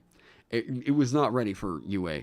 Now, that got them some flack, and they saw the public outcry about, like, whoa, WotC, this is the problem, my dudes. So they brought it back. They brought it back all in-house, and then they reworked it as the Unity Domain.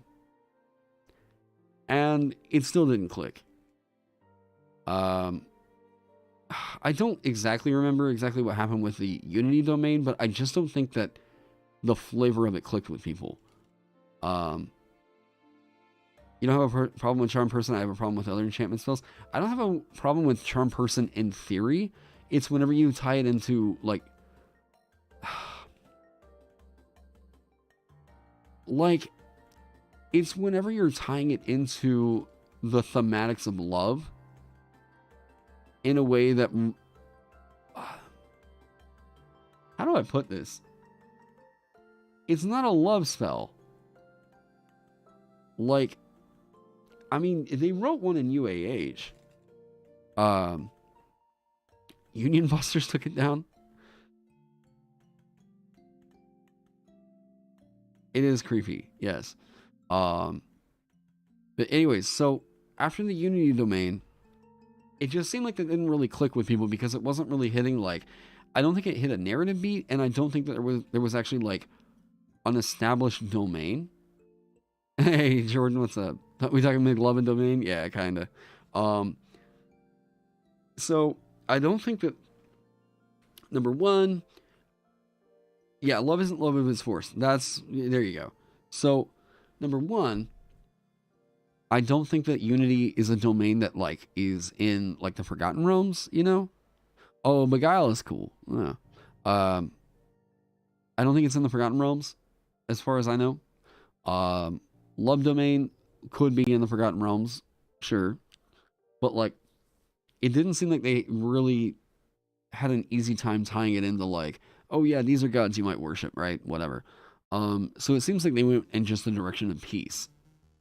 So, what all happens with this one? Well, I would think as a Peace Domain Cleric, they wrote some things in the Redemption Paladin that I think actually hit this beat way better, and I would have been way more excited to see. And, like, it's not even a Peace Domain, because, like, you're getting these things, like you can see, Emboldening Bond, right? Balm of Peace seems like the guts of what was supposed to be something about, like, whenever you get close to somebody, right? Unity, right? whenever you move within 5 feet of another creature, you can do this thing right here, right? How does this have anything to do with peace? Like, the narrative beat on this one is just not there.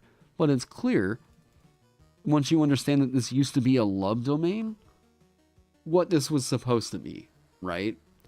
Now, with Emboldening Bond, this stacks with way too many other buffs that you can get. I would call this actually pretty lazy design because it's essentially just repurposed guidance. And, like, they just get a D4, they can keep adding once per turn on top of a thing, you know, like, yeah, it should be more about damage shutdown and healing, right? Which is a really cool thing that you can get out of, like, Redemption Paladin. Insight, performance, or persuasion skill. I can see this as, like, you know, diplomat of peace. Implement of peace? I don't know. I don't know. Yes, it's a non-violence mechanic, right? Cool. Let's re-emphasize. What can we do with non-violence as a thing in here that can evoke peace? That's really cool. I love that idea. Please, give us weird shit. Even if it's not optimal to use in play, if it's cool enough that it comes out the door and it's like, oh, it's making me rethink the way that I want to play this class. Like, Redemption does? The reason why Redemption doesn't really feel good is because, you know, you got Smite. On a Paladin, you'll want to keep smiting, alright? And who can blame you? Smiting is fucking Chad, alright? But, like, Redemption just doesn't, it doesn't feel like it really fits well into the Paladin chassis, right? Protected Bond is the only way that you can, that another creature can take damage. This is completely meant to be cheesed. Like, you can absolutely find ways to exploit this right here to where there's no damage taken whatsoever. Why does he get potent spellcasting? Maybe I just don't really understand what the issue might be.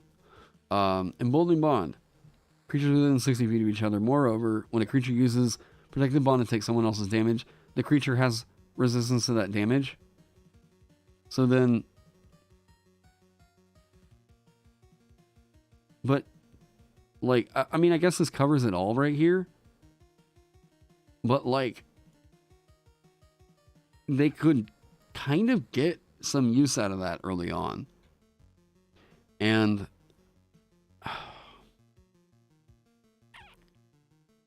the fact that, like, by, what is it? Like, 8th level? No, 9th level? This is essentially covering an entire D&D party. And you can do this basically for any combat scenario because you can prep it really, really easily. You're essentially getting an always-on bless for your entire party. All the time. The first two things every class gives you are 1, hit points, 2, weapons and armor proficiencies. Why would you try to make a character archetype around peace? Because you can subvert all that. You can figure out ways to reward your party for non-aggression. It's very possible. Straight up says you deal more damage. Oh, because of the attack roll. Oh, you're right. Oh, that's... Yeah. Wait, I forget. Do they have a... No. Okay, I was like, oh my god, I forget. If they had a spell in here that, yeah. Like Rary's Telepathic Bond. So, other than the fact that the stuff that they offer in here is not really designed like anything else in 5e, it fails on a flavor note because this was a big, like, oh shit, we gotta change it real quick thing. After the fact of, they had heard public outcry about, like, my dudes, this is leaning into some pretty weird, problematic narratives here, right? Like, yeah. But yes, there are ways that you can reinforce a character archetype around peace. This is one of my favorite subclasses. Not because it's, like, optimal or anything like that. But man, this really communicates a different kind of way to think about playing a paladin. Like, you become an avatar piece, which gives you 2 benefits. You have resistance to all damage dealt by other creatures. There's attack, spells, and other effects. Whenever a creature hits you with an attack, it takes radiant damage equal to half the damage you take from the attack. If you attack a creature, cast a spell on it, or deal damage to it by any means but this feature, neither benefit works against that creature until you finish a long rest. All you gotta do is chill out in the middle of combat, keep laying on hand. Like, there's something really cool about this. Like, you can literally just get Zen. Yeah, Thorn Stink. Oh yeah, there you go. There's your Thorn Stink right there, right? This is sick.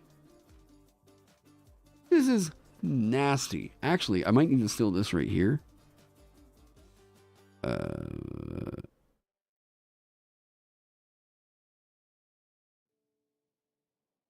That's probably what I should do.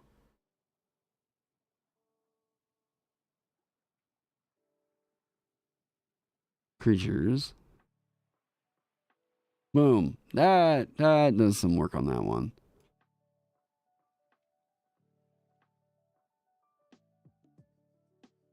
Yeah.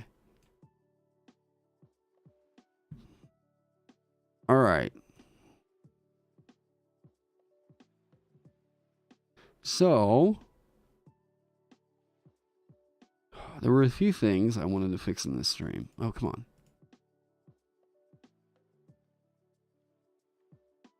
I'm still going through here. There we go.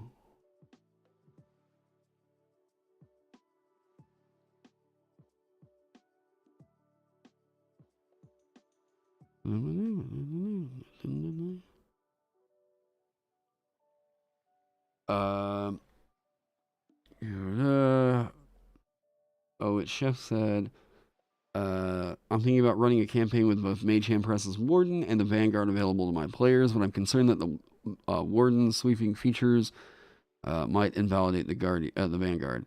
When it comes down to it, I think the Vanguard has a more exciting design. So, oh, well, thanks.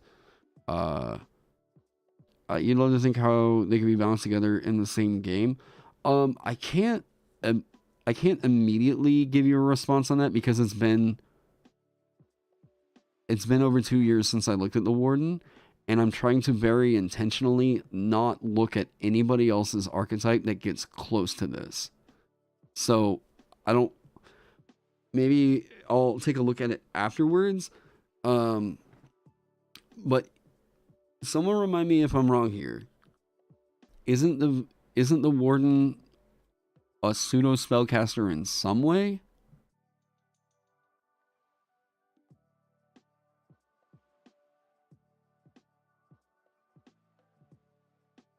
Like, I think it's got, if I remember right, it has like a stance mechanic.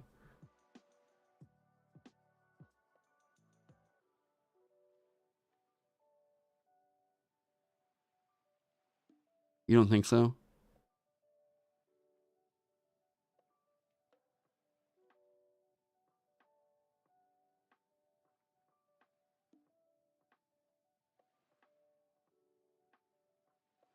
If there's anybody else that remembers or has seen it, I think mechanically what's going on with the Vanguard is, I'm just going to say, like, I have not seen anything. Some of its effects are magical via nature magic, but it's not spellcasting. Okay. If I remembered right, I think that they leaned into the idea of, like, it still being, like, a druidy kind of paladin, I guess. I would say that, like, between the two, if, like, you're thinking that there is some overlap.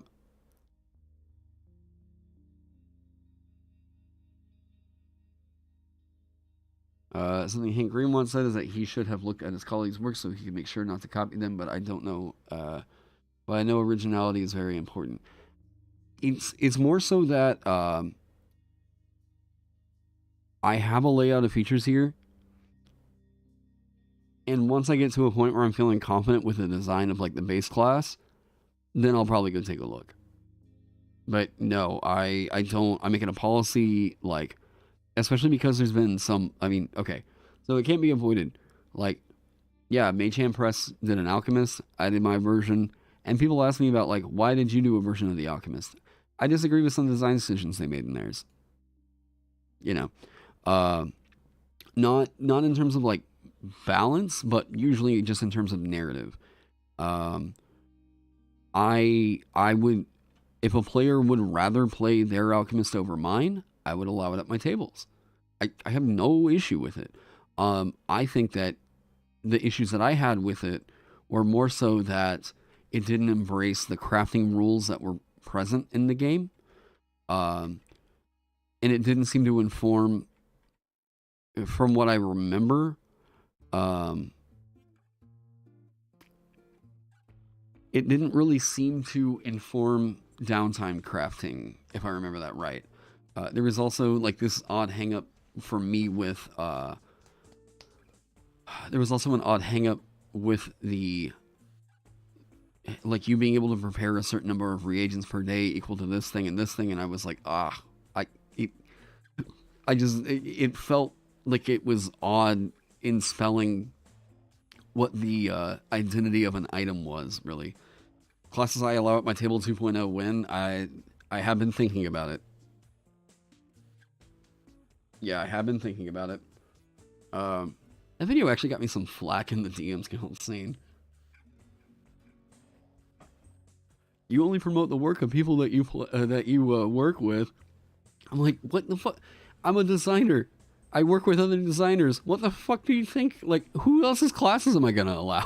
Like,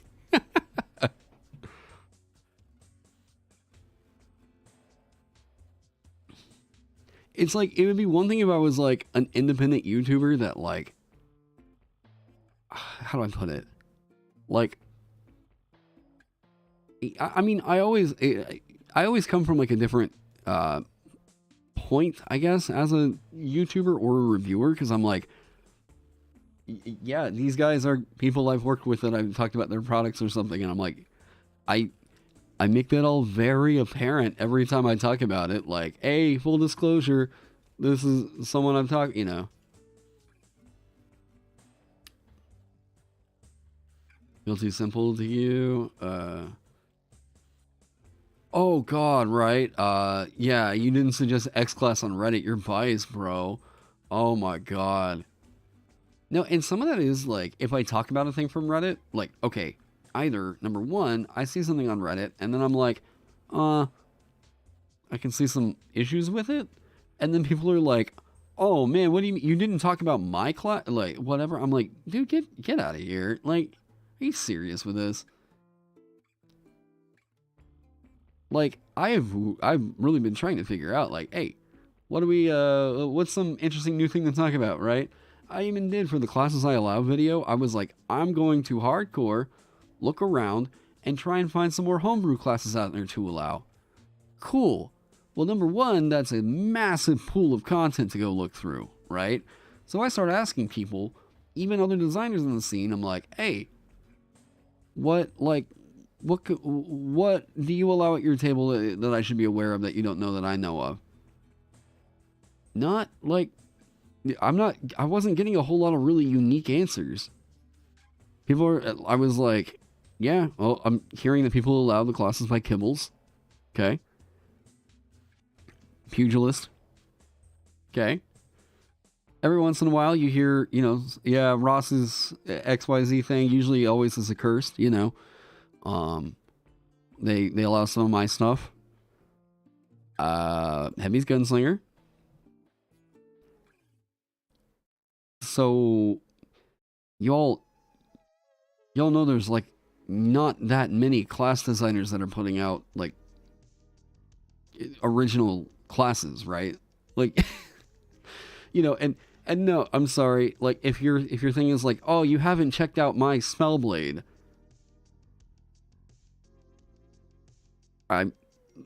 Oh my god. There was a meme that got posted over in my Discord that I want to share with you all right now, because Um, good lord. This is like what I feel like whenever people have a complaint about like, wow, YouTubers aren't paying attention to the class I wrote. I'm like, does it do something unique? Is there a reason I should look at it? Beyond just the fact that you wrote the class, right? Where the hell was this? This was so funny. I'm like, I would love to check out some more unique classes. I love adding in more stuff to the game. That feels really cool and unique. And it does something different, right? But if, like, your thing is literally just, I wrote a spell blade that attacks and deals damage with spells as well. Boy, you and 40 fucking other people, like, you know, if there's not something unique within its core and it's just like, I made a martialist that also attacks. It's paladin, but it uses intelligence and it has an eldritch smite. What am I supposed to say about that? Like, what the fuck? Oh. Oh my god, this is so funny. Where was it? You gotta be kidding me. Oh my god, whoever shared the Buzz Lightyear goddamn thing in the Discord. Where was it? Ah! Okay, I've gone back too far. I can't find it.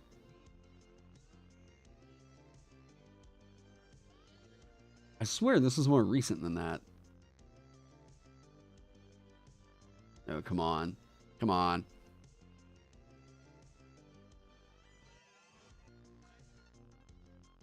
Yeah, I'm like, do you really want me? Oh, God. Here we go. Yeah.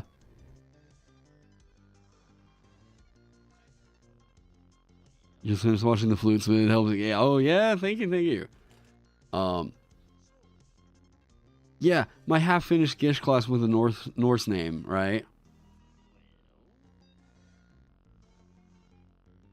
I swear if someone wrote down the words Warden and Vanguard on paper, I wouldn't be able to tell the difference. Warden is... Yeah.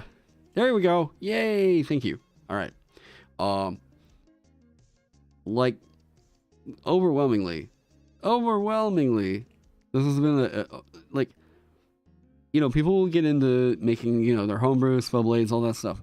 Like, it's all fine, but, like, no, I'm not going to check out the 60th intelligence-based spell blade I've seen. Yeah, like, it's not adding anything, right? Like, cool. Let's see what other stuff we can do to mess with the game. That's what's more fun to me. D&D 5e, you know what? Here's the way I look at it, alright? I look at, like, I have this idea, alright? Here's my idea. I'm like, oh my god, alright. I know that there is a hero in there somewhere. I know that there is a class in there somewhere, right? Now, what can I do to start doing things? Wait. Bam. Alright, here we go. This is how I look at class design, alright? I'm like, cool, D&D 5e. Now, I don't really know how to make this thing I really want to make, right? I can tell the way that this should work in my mind, where I'm like, all the green pieces should be on this side, all the orange pieces should be over on this side, right? Something tells me that, like, this thing should probably be able to take the attack action and do real well with that thing, right? Oh, okay, I can move that there. Well, I want it to be like maybe a midliner, maybe a frontliner. Oh. Okay, cool. So I might give it a D8 hit die, maybe a D10, maybe armor, maybe I just think like, yeah, but that would just make it fighters. So maybe like, what feels different about it? Maybe whenever it takes the attack action, something different happens, right? Oh shit. It's like, oh, because you go over here. Maybe whenever I take the attack action, there's like a mark that happens on it, right? And then like that mark, oh, there we go. I don't know what. Maybe that mark does a thing to the creature. What do I want it to do? Well, what's my flavor of it? I think that's another important thing, right? My flavor, I think I'm going for like a, I guess I kind of did the other stuff, right? Like, we already have like a survival kind of nature-based martialist. What if we had like an occult, maybe, or like an eldritchy feeling martialist, right? Oh, but Hexblade is in the game. What can we do differently? My chat, help me out here. I'm kind of dying on this. What can I do differently?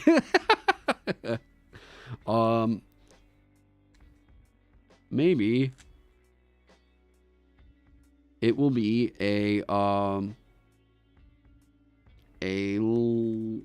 if I say another luck-based class, I'm gonna lose my mind. Maybe it's a antiquarian, and sure, call it the Eldritch Knight. Yeah. Okay. Maybe we have a name now. Ooh, call it the antiquarian. Sure, whatever. All right. And then twist. What do you know? Hey, we've got the start. We can start to see the light at the end of the tunnel. Maybe it's got psionics. Who knows? Right? So as y'all can see, the way that I'm thinking about it is more so a puzzle that the system has given me. And I'm trying to figure out what pieces need to go into the puzzle, where they need to go, whatever moves I need to make, yeah, in order to make the thing churn, right? Class design alignment chart on top, martial to caster spectrum, alongside power source. Boom, you reinvented 4E.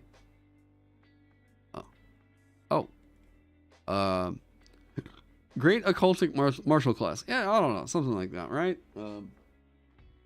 Yeah, anyway, so that's the way I think of class designer, right? Did that break that? No. Okay, good. I was doing it for a gag, but I would have been kind of sad if I would have actually broken it. Okay. So, at the end of it all, I hope that the Rubik's Cube is finished. And that it looks good, right? Like, you know. Calls himself a boy when he's actually a man. What else is indestructible by hiding? Can you trust this man to tell you which D&D homebrew classes are good? No, you can't. Not at all. I have no credibility. With me moving that thing around, the only thing you can think of is a class that twists the battlefield grid like a Rubik's Cube. A spellcasting class that generates moving static effects across the battle. Whoa. Okay, so you guys see what I'm talking about. That's kind of the way I look at the game. Where I'm like, I can tell, if I can tell that the puzzles, that there is a puzzle to be solved, I try to keep solving the puzzle. Like, I just keep chucking away at it, right? So, yeah. Create/forge their weapons and equipment that feels good narratively but isn't broken. The Sculptor by Ross Leiser lets you do basically exactly that. It's not like, I mean, you're making a, like, you're basically conjuring a weapon. Okay.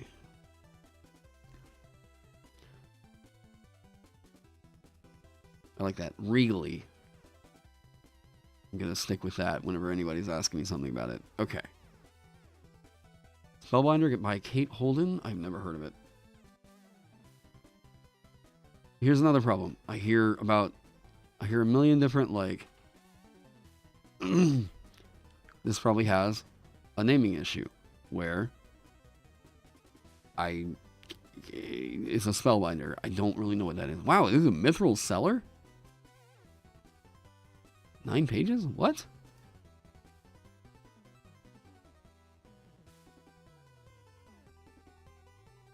Wow, 2016. No shit. D10 for spellbinder level.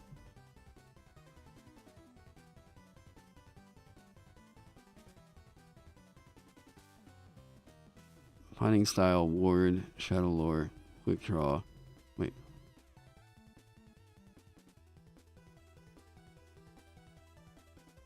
bonus actions to disengage or use an item. Yes, I do.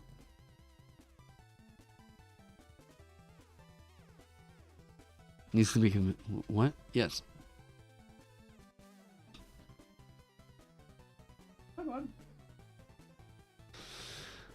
Yeah, I mean, there are rules that you're beholden to. It's not like you can just break the thing and put it back together and be like, I solved it. It's in, okay. It's kind of in a lineup of a few things that were, wait, when's the last time it was updated? Oh, that's unfortunate. It hasn't been updated in 4 years. Oh no, what happened? You know what? You know what's sad is like, okay, here's another problem. There are not a lot of women like doing class design. So it's like, oh cool, Kate Holden. Who is this?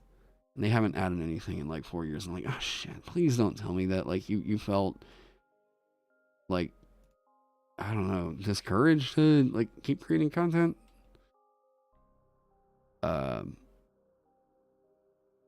Oh yeah, the artificer has such little amount of crafting in there. Yeah, well, yeah. What's the matter, bud? There he goes. Oh, bud.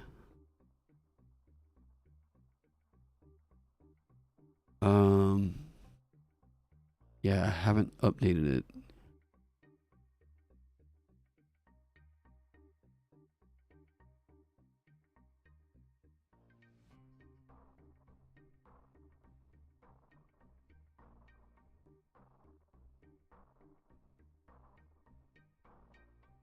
Mike World Tuesday, huh?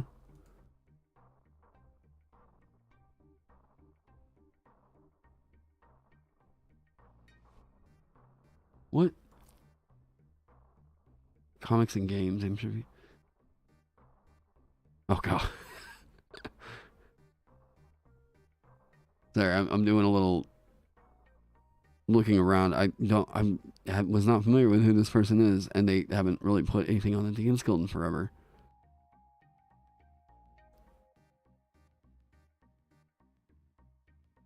Here, update. Oh, I guess she's mostly working on they just seem to be mostly working on a comic book now.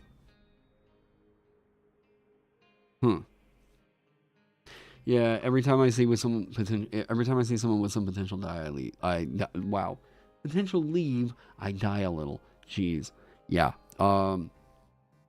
That's the thing. Like, I really wanted to.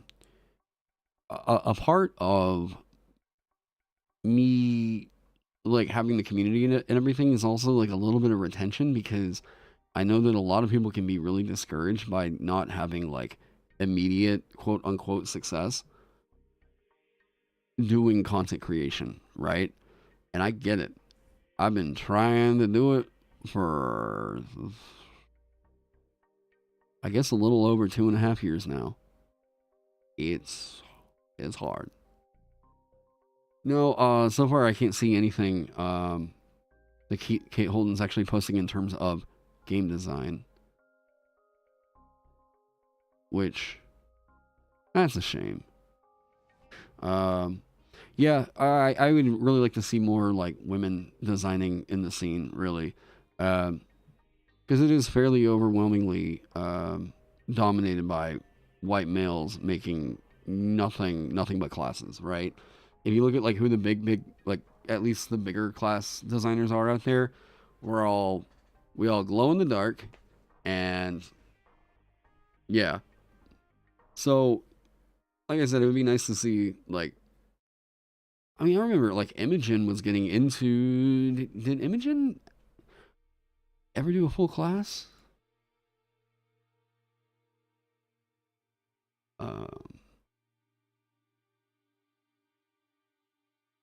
Oh, no pressure, but I feel like if you, Ross, or Ben just up and left, I would might feel a little bit discouraged to homebrew for this game. As far as I know, we're not going anywhere.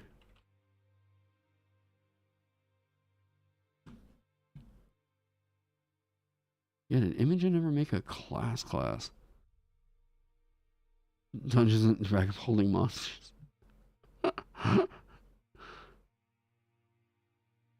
Architects, Tavern. More MBs. There's. Oh, what's the matter? You need to go outside? You okay? You just want attention? You just want attention? You wanna come sit? You wanna come hang out? You wanna come here? You okay? Everything okay? What's the matter? Oh, bud. You're looking at me so sad. What's wrong? Come here. You okay? You just need to go outside? Are you tired? Oh. Oh, it's my dog Apollo. Hey. Okay, yeah, I don't know if you guys can actually see him back there. Wait. Oh, that's not helping because he's. Hang on. There, yeah. You see him right here?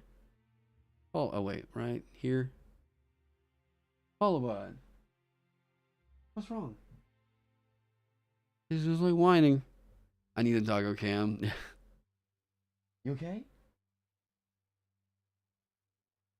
Why? You look so sad. What's wrong? Okay. After the guy, yeah. Yeah, whenever he was a puppy, he had like a he had what looked like a little music note on his side, so it looked like an eighth note on his side. So named him Apollo. And yeah.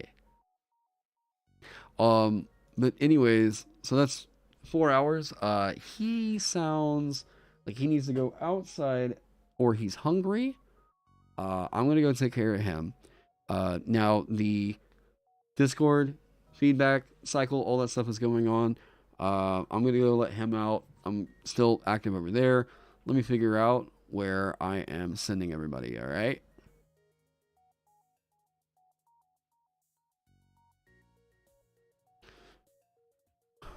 Oh, bud. Oh no. Oh God, he just farted. All right. Oh, there he is, right there. You see him? Hey, bud. Hey. Hold up. Hey. You wanna say hey to chat? Follow. You wanna say hey to chat? Can you see him right here? Yeah. Oh yeah, thank you all for hanging out. We are going to. Who's live right now? Forest of Wires. Oh man. That is the most wacky ass channel I've seen so far. Oh, Zito's on. All right. I'm sending you guys over to Chris Zito. He's from Team 4 Star.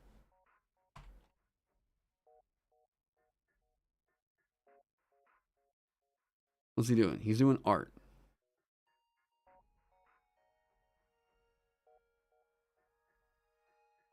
Yeah, Zito's good dude. All right. Also another designer, so he may be talking D&D stuff. Oh, only allows in-network raids because he's part of Team 4 Star. Damn it. Zito, I tried.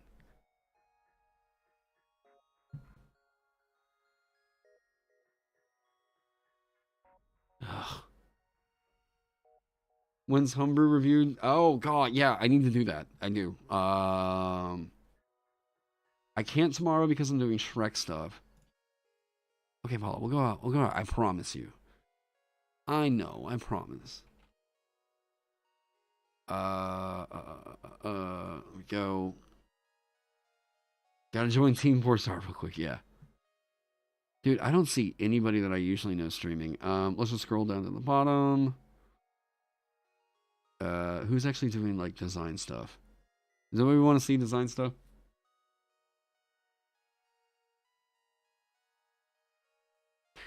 Should I send you over to femboy YouTubers versus Vecna.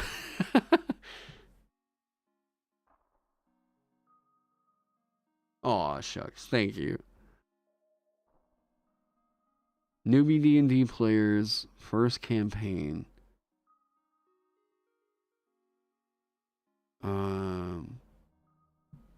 Oh, but they got a bunch of tags and stuff on there that look kind of scammy. What an incredible stream name. Yes. I'm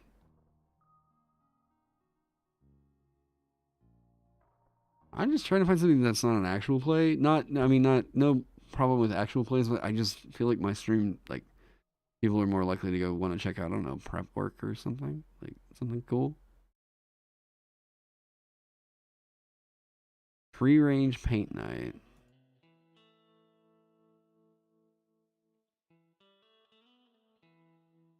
Well, there's 15 people over here. Cool. I don't know who this is. They're painting new models? Oh, wait, okay, they must be good because it sounds like they got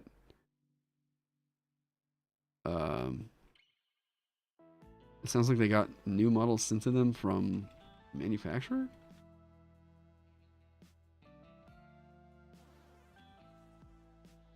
That looks like a... Okay, I'm glad that he backed off of that. That just looked like a penis. All right.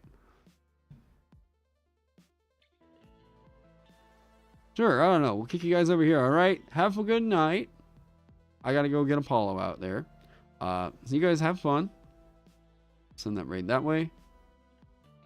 Yeah. Oh, I know, bud. We'll go. Okay. Everybody have a good night. And... Yep, there's the firework. All right. Y'all have a great night. We'll see you later.